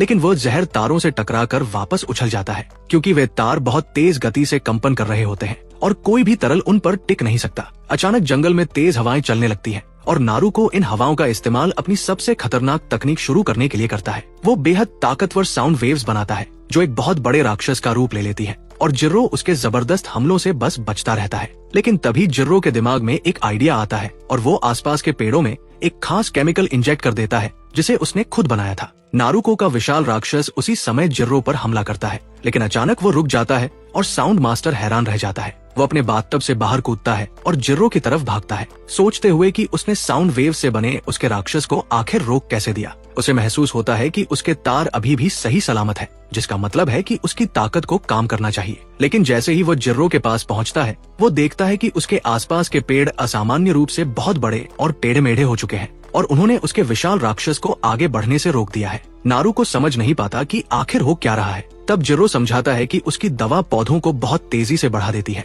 और उसे नारुको की तकनीक रोकने के लिए बस इतना ही चाहिए था। वो बताता है कि नारुको के तारों को सही तरीके से काम करने के लिए बहुत सटीक तरीके से सेट किया गया है और अगर पेड़ लगातार बढ़ते रहेंगे तो वे तार सही सुर नहीं बजा पाएंगे। जिर्रो कहता है कि अब वे अपनी लड़ाई जल्दी खत्म कर सकते हैं, लेकिन नारुको उसे बताता है कि उसने शोरी को मारने की योजना पहले ही शुरू कर दी है। उसका विशाल राक्षस सिर्फ उन दोनों मास्टर्स को ही नहीं बल्कि कैंप में मौजूद हर व्यक्ति को दिखाई दे रहा है और उसे देखते ही लोग एक तरह की बेहोशी जैसी हालत में जाने लगे हैं। सभी छात्र चिल्लाने लगते हैं और डर जाते हैं कि उन्होंने पहाड़ के देवता को नाराज कर दिया है और अब वे मरने वाले हैं। उनके साथ मौजूद सीनियर कहता है कि वे पुरानी परंपरा का पालन करेंगे और देवता को खुश करने के लिए बलि देंगे। वो नए छात्रों से उनके आईडी कार्ड निकालने को कहता है ताकि उनमें से सबसे छोटे व्यक्ति की बलि दी जा सके। वो व्यक्ति शोरी निकलती है और सभी लोग उसे पकड़ने के लिए उसकी तरफ दौड़ पड़ते हैं। मैं उसे लेकर भागने की कोशिश करता है, लेकिन दोनों एक चट्टान से नीचे गिर जाते हैं और घायल हो जाते हैं। उसी समय नारुको जिर्रो से कहता है कि छात्रों के अंदर पैदा हुआ डर ही शोरी को मारने के लिए काफी है। वे तब तक शांत नहीं होंगे जब तक जिर्रो मर नहीं जाता और नारुको इस लड़ाई को हारने वाला नहीं है। नारुको अचानक सीटी बजाता है और उन सुरों का इस्तेमाल करके अपने हाथ को एक चेंसो में बदल देता है। वो एक पल में पेड़ को काट देता है और फिर अपने चेंसो वाले हाथ से उस लकड़ी को एक वायलिन में बदल देता है। इसके बाद वह अपने बालों को वायलिन के तारों की तरह इस्तेमाल करता है। वो उसे बजाने के लिए तैयार होता है और जिर्रो घबरा जाता है क्योंकि उसे समझ नहीं आता कि वो साउंड मास्टर का सीधे सामना कर पाएगा या नहीं। उधर में शोरी को अपने साथ लेकर उनके पीछे आ रही ब्रेन वॉश भीड़ से बचकर भागने की कोशिश करता है। नारुको कहता है कि लड़की के मरने में अब बस थोड़ा समय बाकी है, इसलिए वो ये लड़ाई पहले ही जीत चुका है। वह कहता है कि अब वह इस लड़ाई को भी खत्म कर देगा और जिर्रो पूरी तरह सतर्क हो जाता है। वह सोचता है कि शायद नारुको साउंड मास्टर के रूप में अपनी ताकत का इस्तेमाल करके उस पर हमला करेगा, लेकिन नारुको अचानक वायलिन ही उसकी तरफ फेंक देता है और जिर्रो आखिरी समय पर उससे बच जाता है क्योंकि उसे ऐसी चाल की बिल्कुल उम्मीद नहीं थी। जब जिर्रो एक पल के लिए उस वायलिन से उलझा होता है तो वह देखता है कि सुनहरे बालों वाला बीथोवन अपनी जान बचाकर भाग रहा है। जिर्रो समझ जाता है कि नारुको सिर्फ उसका ध्यान भटकाने का नाटक कर रहा था और उसका असली निशाना अभी भी शोरी ही है। जिर्रो नारुको के पीछे भागता है जबकि नारुको पूरे जंगल में फैले तारों की मदद से उसे लगातार परेशान करता रहता है। वह जिर्रो से कहता है कि अगर वो शोरी को सुरक्षित रखने में कामयाब भी हो गया और उसे कंपनी का सीईओ भी बना दिया, तब भी वो पूरी जिंदगी परेशान रहेगी। उसके रिश्तेदार उससे नफरत करेंगे और ये खराब इंसानी समाज उसे नीचे गिराने की पूरी कोशिश करेगा। नारुको कहता है कि शोरी इतनी कमजोर है कि वो अकेले इस दुनिया में टिक नहीं सकती और उसके जैसी कमजोर लड़की का ताकतवर लोगों की दुनिया में कोई स्थान नहीं है। उसे अपना बचपन याद आता है जब उसका एक ट्रेनिंग पार्टनर उससे बहुत कमजोर था, लेकिन वो बाकी सभी से ज्यादा मेहनत करता था। नारुको हमेशा उसका मजाक उड़ाया करता था और आखिर में उसका पार्टनर एक बहुत बुरी मौत मर गया। जिर्रो उसकी लगातार बातें सुनकर बोर हो जाता है और उससे पूछता है कि क्या वो डर गया है। वो नारुको को याद दिलाता है कि शोरी उसके सबसे बुरे डर और पुरानी यादों पर हमला करने के बावजूद उसके भ्रम से बाहर निकल आई थी, जिसका मतलब है कि वो उन जैसे लोगों से मानसिक रूप से ज्यादा मजबूत है। नारुको इस बात का मजाक उड़ाता है, लेकिन तभी उसे अचानक कुछ ऐसा महसूस होता है कि उसका पूरा ध्यान जिर्रो और अपने मिशन से हट जाता है। उसे पेड़ों से निकलने वाले हीलिंग पार्टिकल्स की एक जगह से खुशबू आती है और वो तुरंत उसकी तरफ भागता है क्योंकि इस समय उसे सबसे ज्यादा इसी चीज की जरूरत होती है। वो सोचता है कि साउंड मास्टर की तकनीक सीधे लड़ाई के लिए नहीं बनी है और अपनी ताकत को पूरी तरह इस्तेमाल करने के लिए उसे अपने शरीर को सबसे अच्छी हालत में रखना पड़ता है। ये हीलिंग पार्टिकल्स उसे ज्यादा समय तक अपनी पूरी ताकत में रहने में मदद करेंगे। वो उस जगह पर कूद जाता है और हीलिंग पार्टिकल्स को देखकर उसके मुंह से लार निकलने लगती है। वह सोचता है कि अब वह पूरी लड़ाई में अपनी पूरी ताकत इस्तेमाल कर पाएगा। वो सारे हीलिंग पार्टिकल्स को अंदर खींच लेता है और अपनी पूरी ताकत दिखाने के लिए तैयार होता है, लेकिन अचानक उसे महसूस होता है कि उसका शरीर कमजोर पड़ रहा है। उसकी नजर धुंधली होने लगती है और उसे समझ आता है कि उसने जो चीज अभी अंदर ली है वो हीलिंग पार्टिकल्स नहीं बल्कि एक जहरीली गैस थी जिसकी खुशबू बिल्कुल हीलिंग पार्टिकल्स जैसी थी। नारुको समझ जाता है कि जिर्रो ने पहले ही अंदाजा लगा लिया था कि अपनी तकनीक इस्तेमाल करने के लिए उसे क्या चाहिए और उसी के हिसाब से उसके लिए ये जाल बिछाया था। नारुको को राहत होती है कि उसके शरीर में अभी ज्यादा जहर नहीं गया है, इसलिए वो योग वाली सांस लेने की तकनीक से सारी जहरीली गैस बाहर निकालने का फैसला करता है। लेकिन उसी समय जिर्रो वहाँ पहुँच जाता है और नारुको की तरफ तेजी से दौड़ता है। वो पानी सोखने वाले पॉलीमर से उसका मुंह बंद कर देता है ताकि वो जहरीली गैस बाहर न निकाल सके। जिर्रो समझ चुका था कि नारुको की इतनी शक्तिशाली तकनीकों के इस्तेमाल के लिए कुछ खास शर्तें जरूर होंगी और उसने अंदाजा लगाया कि अपनी ताकत इस्तेमाल करने के लिए नारुको को लगातार अपने शरीर को ठीक करना पड़ता होगा। यही वजह थी कि उसने हीलिंग पार्टिकल्स की वो जगह ढूंढी और उसमें जहरीली गैस मिला दी, क्योंकि एक पॉइजन मास्टर इसी तरह लड़ता है। इसके बाद जिर्रो पूरी ताकत से नारुको के चेहरे पर एक जोरदार मुक्का मारता है जिससे उसके फेफड़ों की सारी हवा बाहर निकल जाती है और वो लड़ने की हालत में नहीं रहता। लेकिन साउंड मास्टर अभी खत्म नहीं हुआ है। वो चालाकी से मुस्कुराता है क्योंकि उसने जिर्रो से झूठ बोला था कि उसे हराने से लोगों की ये सामूहिक पागलपन वाली हालत खत्म हो जाएगी। उधर कैंप में ब्रेन वॉश किए गए छात्र अभी भी शोरी को ढूंढ रहे हैं। जब उन्हें वह नहीं मिलती तो वे और ज्यादा घबरा जाते हैं। वे अब किसी दूसरे सबसे छोटे व्यक्ति को ढूंढने लगते हैं ताकि उसे अपनी बलि बना सके। शोरी एक गिरे हुए पेड़ के पीछे छिपकर ये सब देख रही होती है। तभी मैं उसके पास दौड़कर आता है और कहता है कि उसे एक रास्ता मिला है जो पास के गांव तक जाता है, इसलिए उन्हें जल्दी वहां जाना चाहिए। लेकिन तभी शोरी अचानक कहती है कि योजना बदल गई है, वह अब वापस जाना चाहती है। मैं उसे याद दिलाता है कि ये बहुत बेवकूफी होगी, क्योंकि जैसे ही उसके क्लासमेट उसे देखेंगे वे उसे मार डालेंगे। लेकिन जॉरी वापस जाने का फैसला कर चुकी होती है, क्योंकि अगर वो सिर्फ अपनी जान बचाने पर ध्यान देगी तो कोई और मर जाएगा। वो कहती है कि अगर उसके क्लासमेट किसी की बलि देते हैं तो वे लोग पूरी जिंदगी उस घटना के डर में जी सकते हैं, और थेरेपी भी बहुत महंगी होती है। उसके दिमाग में एक ऐसा आइडिया आता है जिससे वो किसी की बलि होने से रोक सकती है, और मैं उसे रोक नहीं पाता। जल्द ही उसके क्लासमेट अपने अगले शिकार को पकड़कर एक चट्टान के पास ले जाते हैं ताकि उसे स्थानीय देवता की बलि दी जा सके। लेकिन तभी शोरी वहाँ एक चुड़ैल की तरह कपड़े पहनकर पहुँचती है। उसे देखते ही उसके क्लासमेट उसके खिलाफ हो जाते हैं, लेकिन तभी शोरी अपनी मोमबत्ती की आग को अपने कंट्रोल में लेती है और उसे एक विशाल ड्रैगन में बदल देती है, जिसे देखकर वहाँ मौजूद हर किसी की हालत खराब हो जाती है। वो सभी से पीछे हटकर बैठने के लिए कहती है और कहती है कि वो अपनी जादुई शक्तियों से उस बुरे देवता को भगा देगी। हालांकि वो खुद डर के मारे कांप रही होती है। उसके क्लासमेट्स उसकी बात पर विश्वास नहीं करते और उसे एक स्वार्थी लड़की कहते हैं, क्योंकि वो खुद की बलि देने के बजाय भाग गई थी। यहाँ तक कि जिसकी बलि देने की बारी आई थी वो भी उस पर चिल्लाने लगती है और कहती है कि वो सिर्फ झूठ बोल रही है, क्योंकि अगर वो सच में किसी देवता को हराने जितनी ताकतवर होती तो उसने ये काम पहले ही कर दिया होता। शी झूठ बोलते हुए कहती है कि उसे अपनी ताकत इकट्ठा करने के लिए बस थोड़ा समय चाहिए था, लेकिन अंदर ही अंदर वो सिर्फ यही चाहती है कि किसी को उसका झूठ पता चलने से पहले वो वहाँ से भाग जाए। जैसे ही उसका आत्मविश्वास टूटने लगता है, मैं उसकी हाथ पकड़ लेता है और शी अपनी योजना को पूरा करने का फैसला करती है। वह तारों और गैस की मदद से बनाए गए आग के ड्रैगन को नारुको द्वारा बनाए गए विशाल अवतार की तरफ भेज देती है। उसी समय जिरो खुद को गुलेल की तरह इस्तेमाल करके उस विशाल अवतार की तरफ तेजी से बढ़ता है। कुछ मिनट पहले ही शी ने उसे फोन करके कहा था कि जैसे ही वो आग का हमला करे वो उस विशाल अवतार के चारों तरफ ज्वलनशील गैस फैला दे। जिरो को ऐसा करने में कोई परेशानी नहीं होती और वो उम्मीद करता है कि शी की योजना सही होगी और उस अवतार को जलाया जा सकेगा। वो विशाल अवतार के चारों तरफ बेहद ज्वलनशील गैस छिड़क देता है और जैसे ही शी का आग वाला कठपुतली हमला उस पर लगता है, सब कुछ आग की लपटों में बदल जाता है। अवतार के नष्ट होते ही छात्रों के ऊपर किया गया हिप्नोसिस भी टूट जाता है और शियोरी कहती है कि अब उन्हें कैंप फायर जलाना चाहिए। दूसरी तरफ जंगल में नारुको समझ जाता है कि वो पूरी तरह हार चुका है और जिरो उसे बताता है कि उसे हराने वाली असल में शियोरी थी, जबकि वो अभी भी अपनी ताकत बढ़ाना सीख रही है। ये बात जिरो को उसकी आखिरी ट्रेनिंग की याद दिलाती है, जब उसका ट्रेनिंग पार्टनर उसका बड़ा भाई भी था। उसके पिता ने जिरो से कहा था कि वो अपने बड़े भाई को खत्म कर दे, क्योंकि उसके जैसे कमजोर लोगों को जीने का कोई हक नहीं था। नारुको अपने भाई को मारना नहीं चाहता था, लेकिन वह अपने पिता के आदेश का विरोध नहीं कर पाया। अब उसे समझ आता है कि इतने समय से असल में कमजोर वह खुद था। जिरो ये बात कहकर वहाँ से जाने लगता है और नारुको उससे पूछता है कि वो उसे खत्म क्यों नहीं कर रहा। जिरो बस इतना कहता है कि अगर नारुको सच में ठीक होना चाहता है तो उसे अपनी कमजोरी के बारे में किसी के सामने खुलकर बात करनी चाहिए। इसके बाद जिरो कैंपसाइट पर पहुंचता है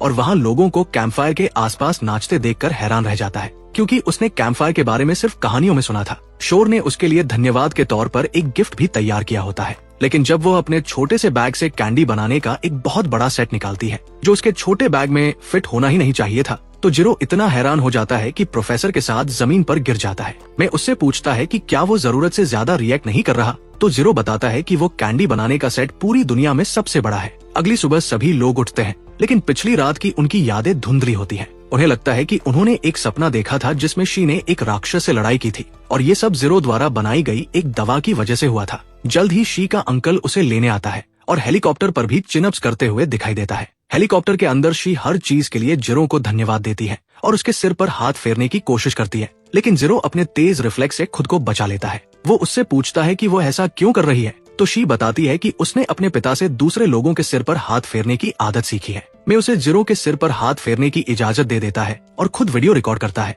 क्योंकि ये पहली बार है जब पॉइजन मास्टर को अपनी जिंदगी में किसी से सिर पर हाथ पड़वा रहा है। दूसरी तरफ नारुको शी की आंटी को फोन करके कहता है कि वो उसकी पूरी फीस वापस कर देगा, क्योंकि वो अपने टारगेट को मारने में नाकाम रहा। ये सुनकर बूढ़ी औरत गुस्से में हंगामा करने लगती है और अपने अगले हत्यारे को बुलाती है, लेकिन जिरो शियोरी और उसके अंकल के साथ वहाँ पहुँचता है और वो हत्यारा एक सेकंड में ही बेहोश होकर जमीन पर गिर जाता है। बूढ़ी औरत घबरा जाती है और सोचती है कि अब वे उसे मारने आए हैं, लेकिन तभी शियोरी उसके सामने झुक जाती है और उससे विनती करती है कि वो उसे जितनी सख्ती से हो सके ट्रेन करे ताकि वो इस कंपनी को संभालने के लायक बन सके। आंटी को समझ नहीं आता कि शी के दिमाग में आखिर चल क्या रहा है, इसलिए शी उसे अपनी बात समझाती है शी जानती है कि ये कंपनी उसकी आंटी के लिए सब कुछ है, क्योंकि उसने उसके पिता के साथ मिलकर इसे खड़ा करने के लिए बहुत मेहनत की थी। वह आंटी से मदद मांगती है ताकि भविष्य में वह इस कंपनी को चला सके। तब बूढ़ी औरत को याद आता है कि उसके भाई ने उससे कहा था कि अगर शी में काबिलियत दिखाई दे तो वो उसकी देखभाल करे। आखिरकार वह मान जाती है और शी को ट्रेन करने के लिए तैयार हो जाती है। ये सुनकर शी बहुत खुश होती है। वह जिरो और मे को धन्यवाद देने के लिए पीछे मुड़ती है, लेकिन वे दोनों पहले ही वहाँ से जा चुके होते हैं। जिरो मे को अपनी पीठ पर लेकर बिल्डिंग से नीचे छलांग लगाता हुआ पूछता है कि आखिर उसने शोर का कांटेक्ट तक क्यों नहीं लिया। जिरो जवाब देता है कि शी और क्योको से मिलने से पहले उसने अपनी पूरी जिंदगी सिर्फ इंसानी कचरे जैसे लोगों के साथ बिताई थी, लेकिन इन दोनों लड़कियों से मिलने के बाद उसे समझ आया कि दुनिया उतनी भी बुरी नहीं है। फिर वह कहता है कि अभी शी के लिए शादी के बारे में सोचने का सही समय नहीं है और वो अपनी स्वार्थी इच्छा के कारण उसके साथ गलत नहीं कर सकता। उसने सोचा कि अगर वह शी को प्रपोज करेगा तो उसे कैसा महसूस होगा, और इसी वजह से उसने उसके पीछे जाने का फैसला छोड़ दिया। मे को जिरो पर बहुत गर्व होता है और वो उसके सिर पर हाथ फेरता है, जिसे जिरो मजबूरी में स्वीकार कर लेता है। इसके बाद दोनों शहर के बीच स्पाइडरमैन की तरह झूलना बंद करते हैं और जमीन पर उतर जाते हैं। मे कहता है कि अब उन्हें अगली लड़की ढूंढनी होगी जिसे जिरो बचाएगा। तभी शी वहाँ बाइक पर पहुँचती है और जिरो से कहती है कि उनका अभी एक काम बाकी है। उस अधूरे काम का मतलब था उन तीनों की आखिरी ड्रिंकिंग पार्टी। जब वे लोग जाम टकराते हैं तो शी बातचीत शुरू करने के लिए जिरो से पूछती है कि क्या वह एक मशहूर टीवी शो देखता है, लेकिन जिरो को उसके बारे में कुछ भी पता नहीं होता। माहौल थोड़ा अजीब हो जाता है, इसलिए जिरो शी से कहता है कि उसने पिछले हफ्ते एक शार्क की सवारी की थी। शी ये सुनकर और भी ज्यादा कंफ्यूज हो जाती है और माहौल और अजीब हो जाता है। मैं ये देखकर परेशान हो जाता है और समझ जाता है कि जिरो और शियोरी इतने अलग हैं कि उनके पास बात करने के लिए एक भी कॉमन इंटरेस्ट नहीं है। वो दोनों के बीच की दूरी कम करने के लिए कुछ करने का फैसला करता है। तभी जिरो कहता है कि उसके पास एक नया पार्टी ट्रिक है। मैं उससे कहता है कि अगर ये पिछले वाले जैसा कोई अजीब पार्टी ट्रिक है तो उसे रोक दे, लेकिन शी इसे देखने में काफी इंटरेस्टेड होती है। जिरो दोनों से दूर चला जाता है और मैं उम्मीद करता है कि वो ऐसा कुछ बेवकूफी वाला काम न करे जिससे शी के साथ उसके रिश्ते की सारी उम्मीद खत्म हो जाए। तभी जिरो पीछे मुड़ता है और अपनी आस्तीन से एक फूल निकालकर हवा में उछाल देता है। अचानक सारी लाइटें बंद हो जाती है और अगले ही पल आसमान से फूलों की बारिश होने लगती है। जिरो कहता है कि पहले उसे लगता था कि लोगों का ध्यान अपनी तरफ खींचना ही एक अच्छे पार्टी ट्रिक की पहचान है, लेकिन शी से मिलने के बाद उसे समझ आया कि लोगों का मनोरंजन करना भी जरूरी है। ये सुनकर शी बहुत खुश हो जाती है और अपने कुछ पार्टी ट्रिक्स दिखाने का फैसला करती है। इसके बाद दोनों पूरी रात एक दूसरे से बेहतर पार्टी ट्रिक दिखाने की कोशिश करते रहते हैं। मैं खुश होता है कि कम से कम दोनों के बीच कुछ तो कॉमन है, लेकिन पार्टी खत्म होते होते वो गहरी नींद में सो जाता है। जिरो शियोरी से कहता है कि उसके साथ काम करना बहुत अच्छा रहा। शी उससे पूछती है कि क्या वो उसे फिर कभी देख पाएगी। जिरो जवाब देता है कि शायद नहीं, क्योंकि उसका मिशन खत्म हो चुका है, लेकिन शी कहती है कि वो बहुत लालची है। वो कॉलेज को भी मिस नहीं करना चाहती, अपनी सीईओ वाली नौकरी को भी नहीं छोड़ना चाहती और प्यार को भी अपनी जिंदगी से दूर नहीं करना चाहती। ये सुनकर जिरो का दिल एक पल के लिए रुक सा जाता है, लेकिन इससे पहले कि वो कुछ कह पाता, शी का अंकल उसे घर ले जाने के लिए वहाँ आ जाता है। उसे देखकर शी थोड़ा शर्माती है, लेकिन फिर भी जिरो से उसका कांटेक्ट मांग लेती है। शी के वहाँ से जाने के बाद जिरो घबरा जाता है और सोचने लगता है कि क्या शी सच में उसमें इंटरेस्टेड थी या वो सिर्फ दोस्ताना व्यवहार कर रही थी। मैं उसे ज्यादा सोचने से रोकता है और कहता है कि फिलहाल उसे शी के साथ एक अच्छा रिश्ता बनाने पर ध्यान देना चाहिए। इसके बाद में नए मिशन चुनने लगता है और जिरो को बताता है कि रविवार को एक काम है, लेकिन जिरो तुरंत मना कर देता है और कहता है कि उस दिन उसे अपने एक दोस्त की शादी में जाना है। जिरो मे को बताता है कि उसका बचपन का दोस्त बग मास्टर टोशी इस रविवार शादी करने वाला है। वो उसे टोशी की एक तस्वीर भी दिखाता है और उसके चेहरे पर बना कन खजूरा वाला निशान देखकर मैं बुरी तरह घबरा जाता है। वह कहता है कि बग मास्टर शब्द सुनते ही उसके दिमाग में बिल्कुल ऐसा ही इंसान आया था। मैं वहाँ से भागने लगता है, लेकिन जिरो उसे रुकने के लिए कहता है क्योंकि टोशी ने उसे शादी में बुलाने के लिए एक तितली भेजी है। मैं उस तितली को अपने पास मंडराते देखकर हैरान रह जाता है, लेकिन जैसे ही वो उसे अपने हाथ पर बैठने देता है उसे पता चलता है कि उसके पंखों पर उसके नाम का खास निमंत्रण लिखा हुआ है। निमंत्रण में टोशी मे को धन्यवाद देता है कि उसने उसके दोस्त को प्यार ढूंढने में मदद की और उससे शादी में आने के लिए कहता है, क्योंकि जिरो का हर दोस्त उसका भी दोस्त है। मैं ये देखकर बहुत प्रभावित होता है कि निमंत्रण में टोशी कितना सभ्य और अच्छा इंसान लग रहा है। तभी जिरो कहता है कि वो पहली बार किसी शादी में जा रहा है और उसके पास पहनने के लिए सही कपड़े भी नहीं है। वो घबराते हुए में से कहता है कि वो अपने सबसे अच्छे दोस्त की शादी में एकदम शानदार दिखना चाहता है। मैं खुश होता है कि जिरो में सही एटीट्यूड है। वह जिरो से कहता है कि शादी में शायद उसे कोई नई लड़की भी मिल जाए। फिर उसके दिमाग में एक और आइडिया आता है और वह कहता है कि वो शादी के लिए नए कपड़े भी खरीदेगा, लेकिन बिल जीरो को भरना पड़ेगा। ये बात पॉइजन मास्टर को बिल्कुल पसंद नहीं आती। अगले रविवार जीरो और मैं समुद्र के किनारे एक चट्टान के पास बने एक खूबसूरत चर्च में पॉइजन मास्टर की शादी में पहुंचते हैं। हर तरफ खूबसूरत तितलियां उड़ रही होती हैं और बड़े बड़े कीड़े बच्चों के साथ बेहद दोस्ताना तरीके से घूम रहे होते हैं। ये सब देखकर जीरो के पास बोलने के लिए शब्द नहीं होते और मैं कहता है कि ये जगह किसी परी की कहानी के सीन जैसी लग रही है। तभी एक डरावना दिखने वाला आदमी वहाँ आता है, जिसके हाथों और मुंह में सुइयां लगी होती हैं। मैं उसे खतरा समझकर घबरा जाता है और अगले ही पल वो आदमी सारी सुइयां जीरो के चेहरे पर फेंक देता है। जीरो जमीन पर गिर जाता है और दर्द से तड़पने लगता है। उसकी नसें फूल जाती है और मैं सोचता है कि अब जीरो हमेशा के लिए मर गया। लेकिन अगले ही पल जीरो फिर खड़ा हो जाता है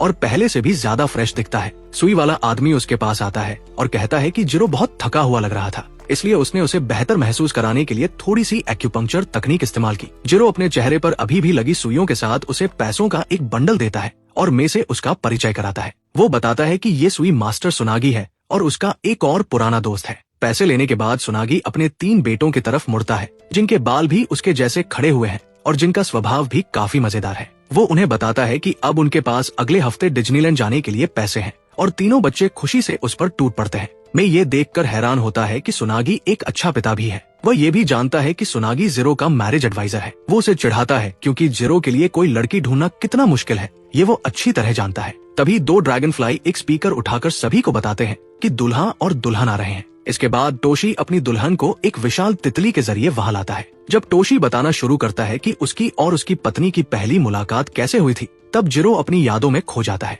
उसे वो समय याद आता है जब वो एक जोशीला किशोर था और पहले से ही अंडरवर्ल्ड के अपराधियों को खत्म कर रहा था। उसके फोन पर टोशी की दर्जनों मिस्ड कॉल थी, इसलिए उसने आखिरकार उससे मिलने का फैसला किया। जीरो को लगा था कि टोशी उससे किसी फायदे के लिए मिलना चाहता है ताकि पॉइजन परिवार उसकी फैमिली के साथ बेहतर व्यवहार करे, लेकिन टोशी ये सुनकर हंस पड़ा और उसने कहा कि वह बस जीरो के साथ बैठकर एक ड्रिंक पीना चाहता है। जीरो को समझ नहीं आया कि टोशी ऐसा क्यों करना चाहता है, लेकिन इसी तरह उनकी दोस्ती शुरू हुई। मैं के सवाल से जीरो अपनी यादों से बाहर आता है। मैं उससे पूछता है कि क्या उसने टोशी की वह कहानी सुनी है जिसमें उसने अपनी दुल्हन को पहाड़ से गिरने से बचाया था। जीरो कहता है कि ये बिल्कुल उसके दोस्त जैसा ही है। शादी की रस्में आराम से आगे बढ़ती हैं और मधुमक्खियां अंगूठियां लेकर आती हैं। दूल्हा और दुल्हन एक दूसरे को अंगूठियां पहनाते हैं। इसके बाद टोशी अपनी पत्नी का घूंघट उठाते समय कांपने लगता है। जीरो अपने दोस्त के लिए बहुत खुश होता है और मैं से पूछता है कि क्या वो भी कभी ऐसी शानदार शादी कर पाएगा। मैं उसे भरोसा दिलाता है कि उसकी शादी इससे भी बेहतर होगी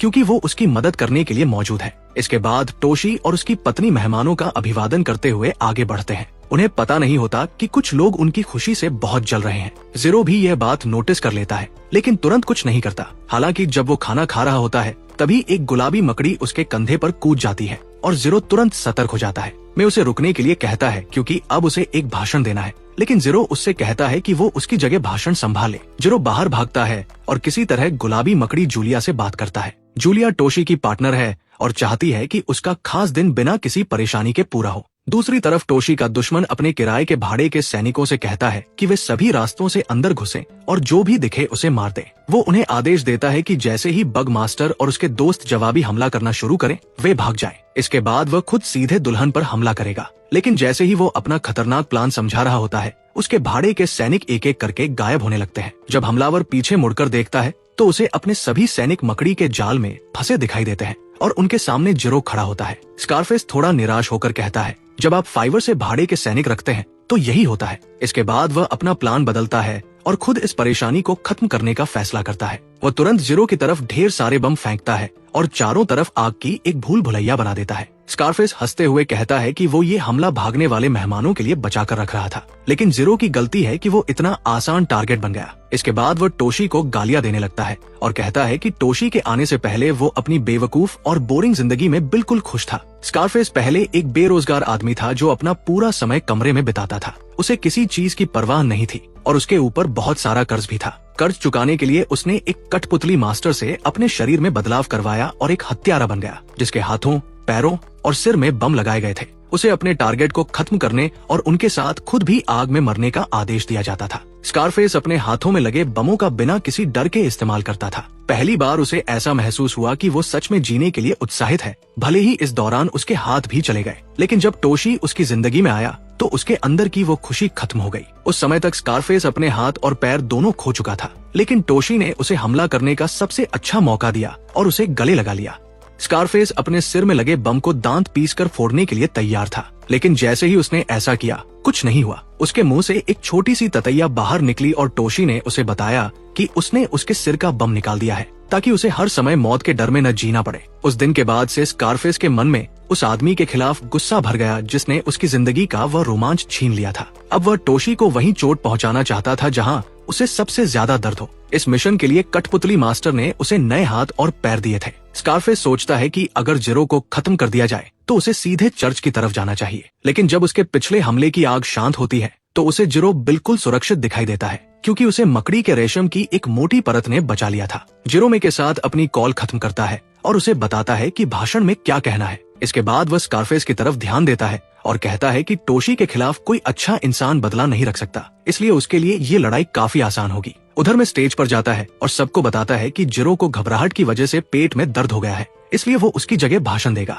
हालांकि वह ये नहीं बताता कि उसने ये काम 3 मिशेलिन स्टार वाले रेस्टोरेंट में डिनर के बदले स्वीकार किया है। बाहर जिरो स्कारफेस से लड़ रहा होता है, जिसके प्रोस्थेटिक दस्तानों में विस्फोटक लगाए गए हैं। स्कारफेस आसानी से जिरो को पीछे धकेल देता है और घमंड से कहता है कि वो अपनी बदली हुई ब्लड लाइन शक्ति का इस्तेमाल करे, क्योंकि उसके बिना वो जीत नहीं सकता। जिरो अपने सामान्य रूप में ही उसकी तरफ तेजी से बढ़ता है और कहता है कि वो उसके जैसे किसी मामूली इंसान के खिलाफ अपनी ब्लड लाइन शक्ति इस्तेमाल करके उसे बेवजह सम्मान नहीं देगा। लेकिन स्कारफेस उसके सामान्य रूप की रफ्तार का भी सामना कर लेता है और अपने पैरों में लगे रॉकेट थ्रस्टर का इस्तेमाल करके जिरो को नदी में लात मारकर गिरा देता है। खुशकिस्मती से जिरो के पास वही गुलाबी मकड़ी होती है जिसकी शक्ति उसे स्पाइडरमैन की तरह झूलने में मदद करती है। वह चट्टान से झूलते हुए वापस ऊपर आता है और स्कारफेस की तरफ हमला करता है। स्कारफेस किसी तरह उस हमले से बच जाता है, लेकिन तभी उसे पता चलता है कि उसके पैरों में एक रस्सी बंधी हुई है। जिरो उसे घुमाकर दूर फेंक देता है और कहता है कि यहाँ से चला जाए, क्योंकि वह अपने सबसे अच्छे दोस्त की जिंदगी के सबसे खुश दिन पर किसी का खून नहीं बहाना चाहता।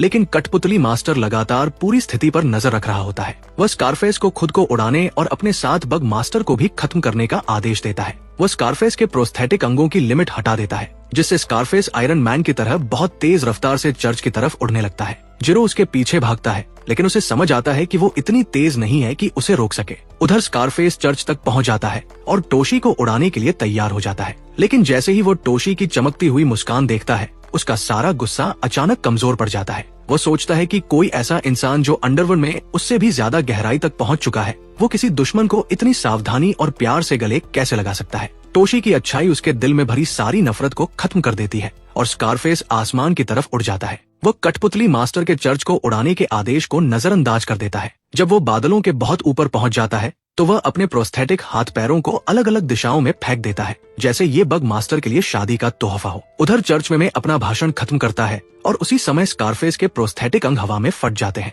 धमाके से बारिश वाले बादल साफ हो जाते हैं और सभी लोग एक खूबसूरत सूर्यास्त देख पाते हैं। कुछ समय बाद टोशी मे को भाषण देने और जिरो की पत्नी ढूंढने वाली खोज में उसकी मदद करने के लिए धन्यवाद देता है। मैं कहता है कि ये कोई बड़ी बात नहीं है और फिर उससे पूछता है कि वो जिरो के लिए इतना अच्छा क्यों है। टोशी जवाब देता है कि असल में बात उल्टी है। जिरो ही इतना अच्छा इंसान है कि उसने दोनों परिवारों के बीच ताकत के अंतर के बावजूद टोशी को अपना दोस्त माना। मे को समझ नहीं आता कि 2 मास्टर्स के परिवारों के बीच ऐसा अंतर क्यों होगा। तब टोशी उसे बताता है कि इस दुनिया में अलग अलग स्तर होते हैं। वह समझाता है कि बग मास्टर परिवार की शुरुआत जहरीले कीड़ों से हुई थी और नीडल परिवार की शुरुआत जहरीली सुइयों से हुई थी। दोनों परिवार पॉइजन मास्टर परिवार के अधीन थे और अंडरवर्ल्ड में परिवारों की ये सीढ़ी बहुत सख्त थी। टोशी आगे बताता है कि पॉइजन मास्टर परिवार व्यापार की दुनिया के टॉप 5 परिवारों में से एक है। बग मास्टर परिवार पीढ़ियों से उनकी सेवा करता आया है। जब उसके पिता पहली बार उसे पॉइजन मास्टर की हवेली में लेकर गए थे तो वो डर के मारे पसीने से भीग गया था। उसके पिता ने उसे बताया था कि उनकी जिंदगी पॉइजन परिवार की दया पर निर्भर है और अगर वो जिंदा रहना चाहता है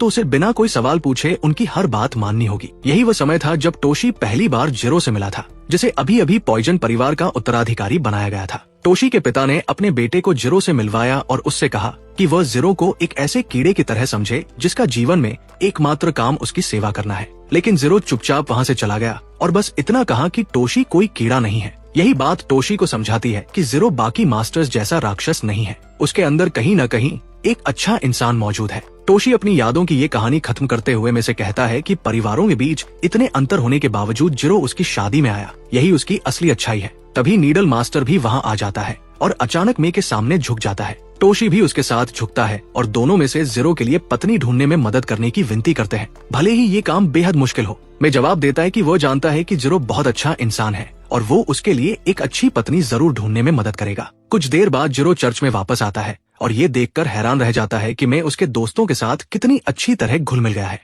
बाद में सभी मेहमान वहाँ से चले जाते हैं और टोशी अपनी विशाल तितली की मदद से अपनी दुल्हन के साथ उड़ जाता है। ज़ीरो और मैं उसे खुशहाल शादीशुदा जिंदगी की शुभकामनाएं देते हैं और यहीं ये वीडियो खत्म हो जाता है।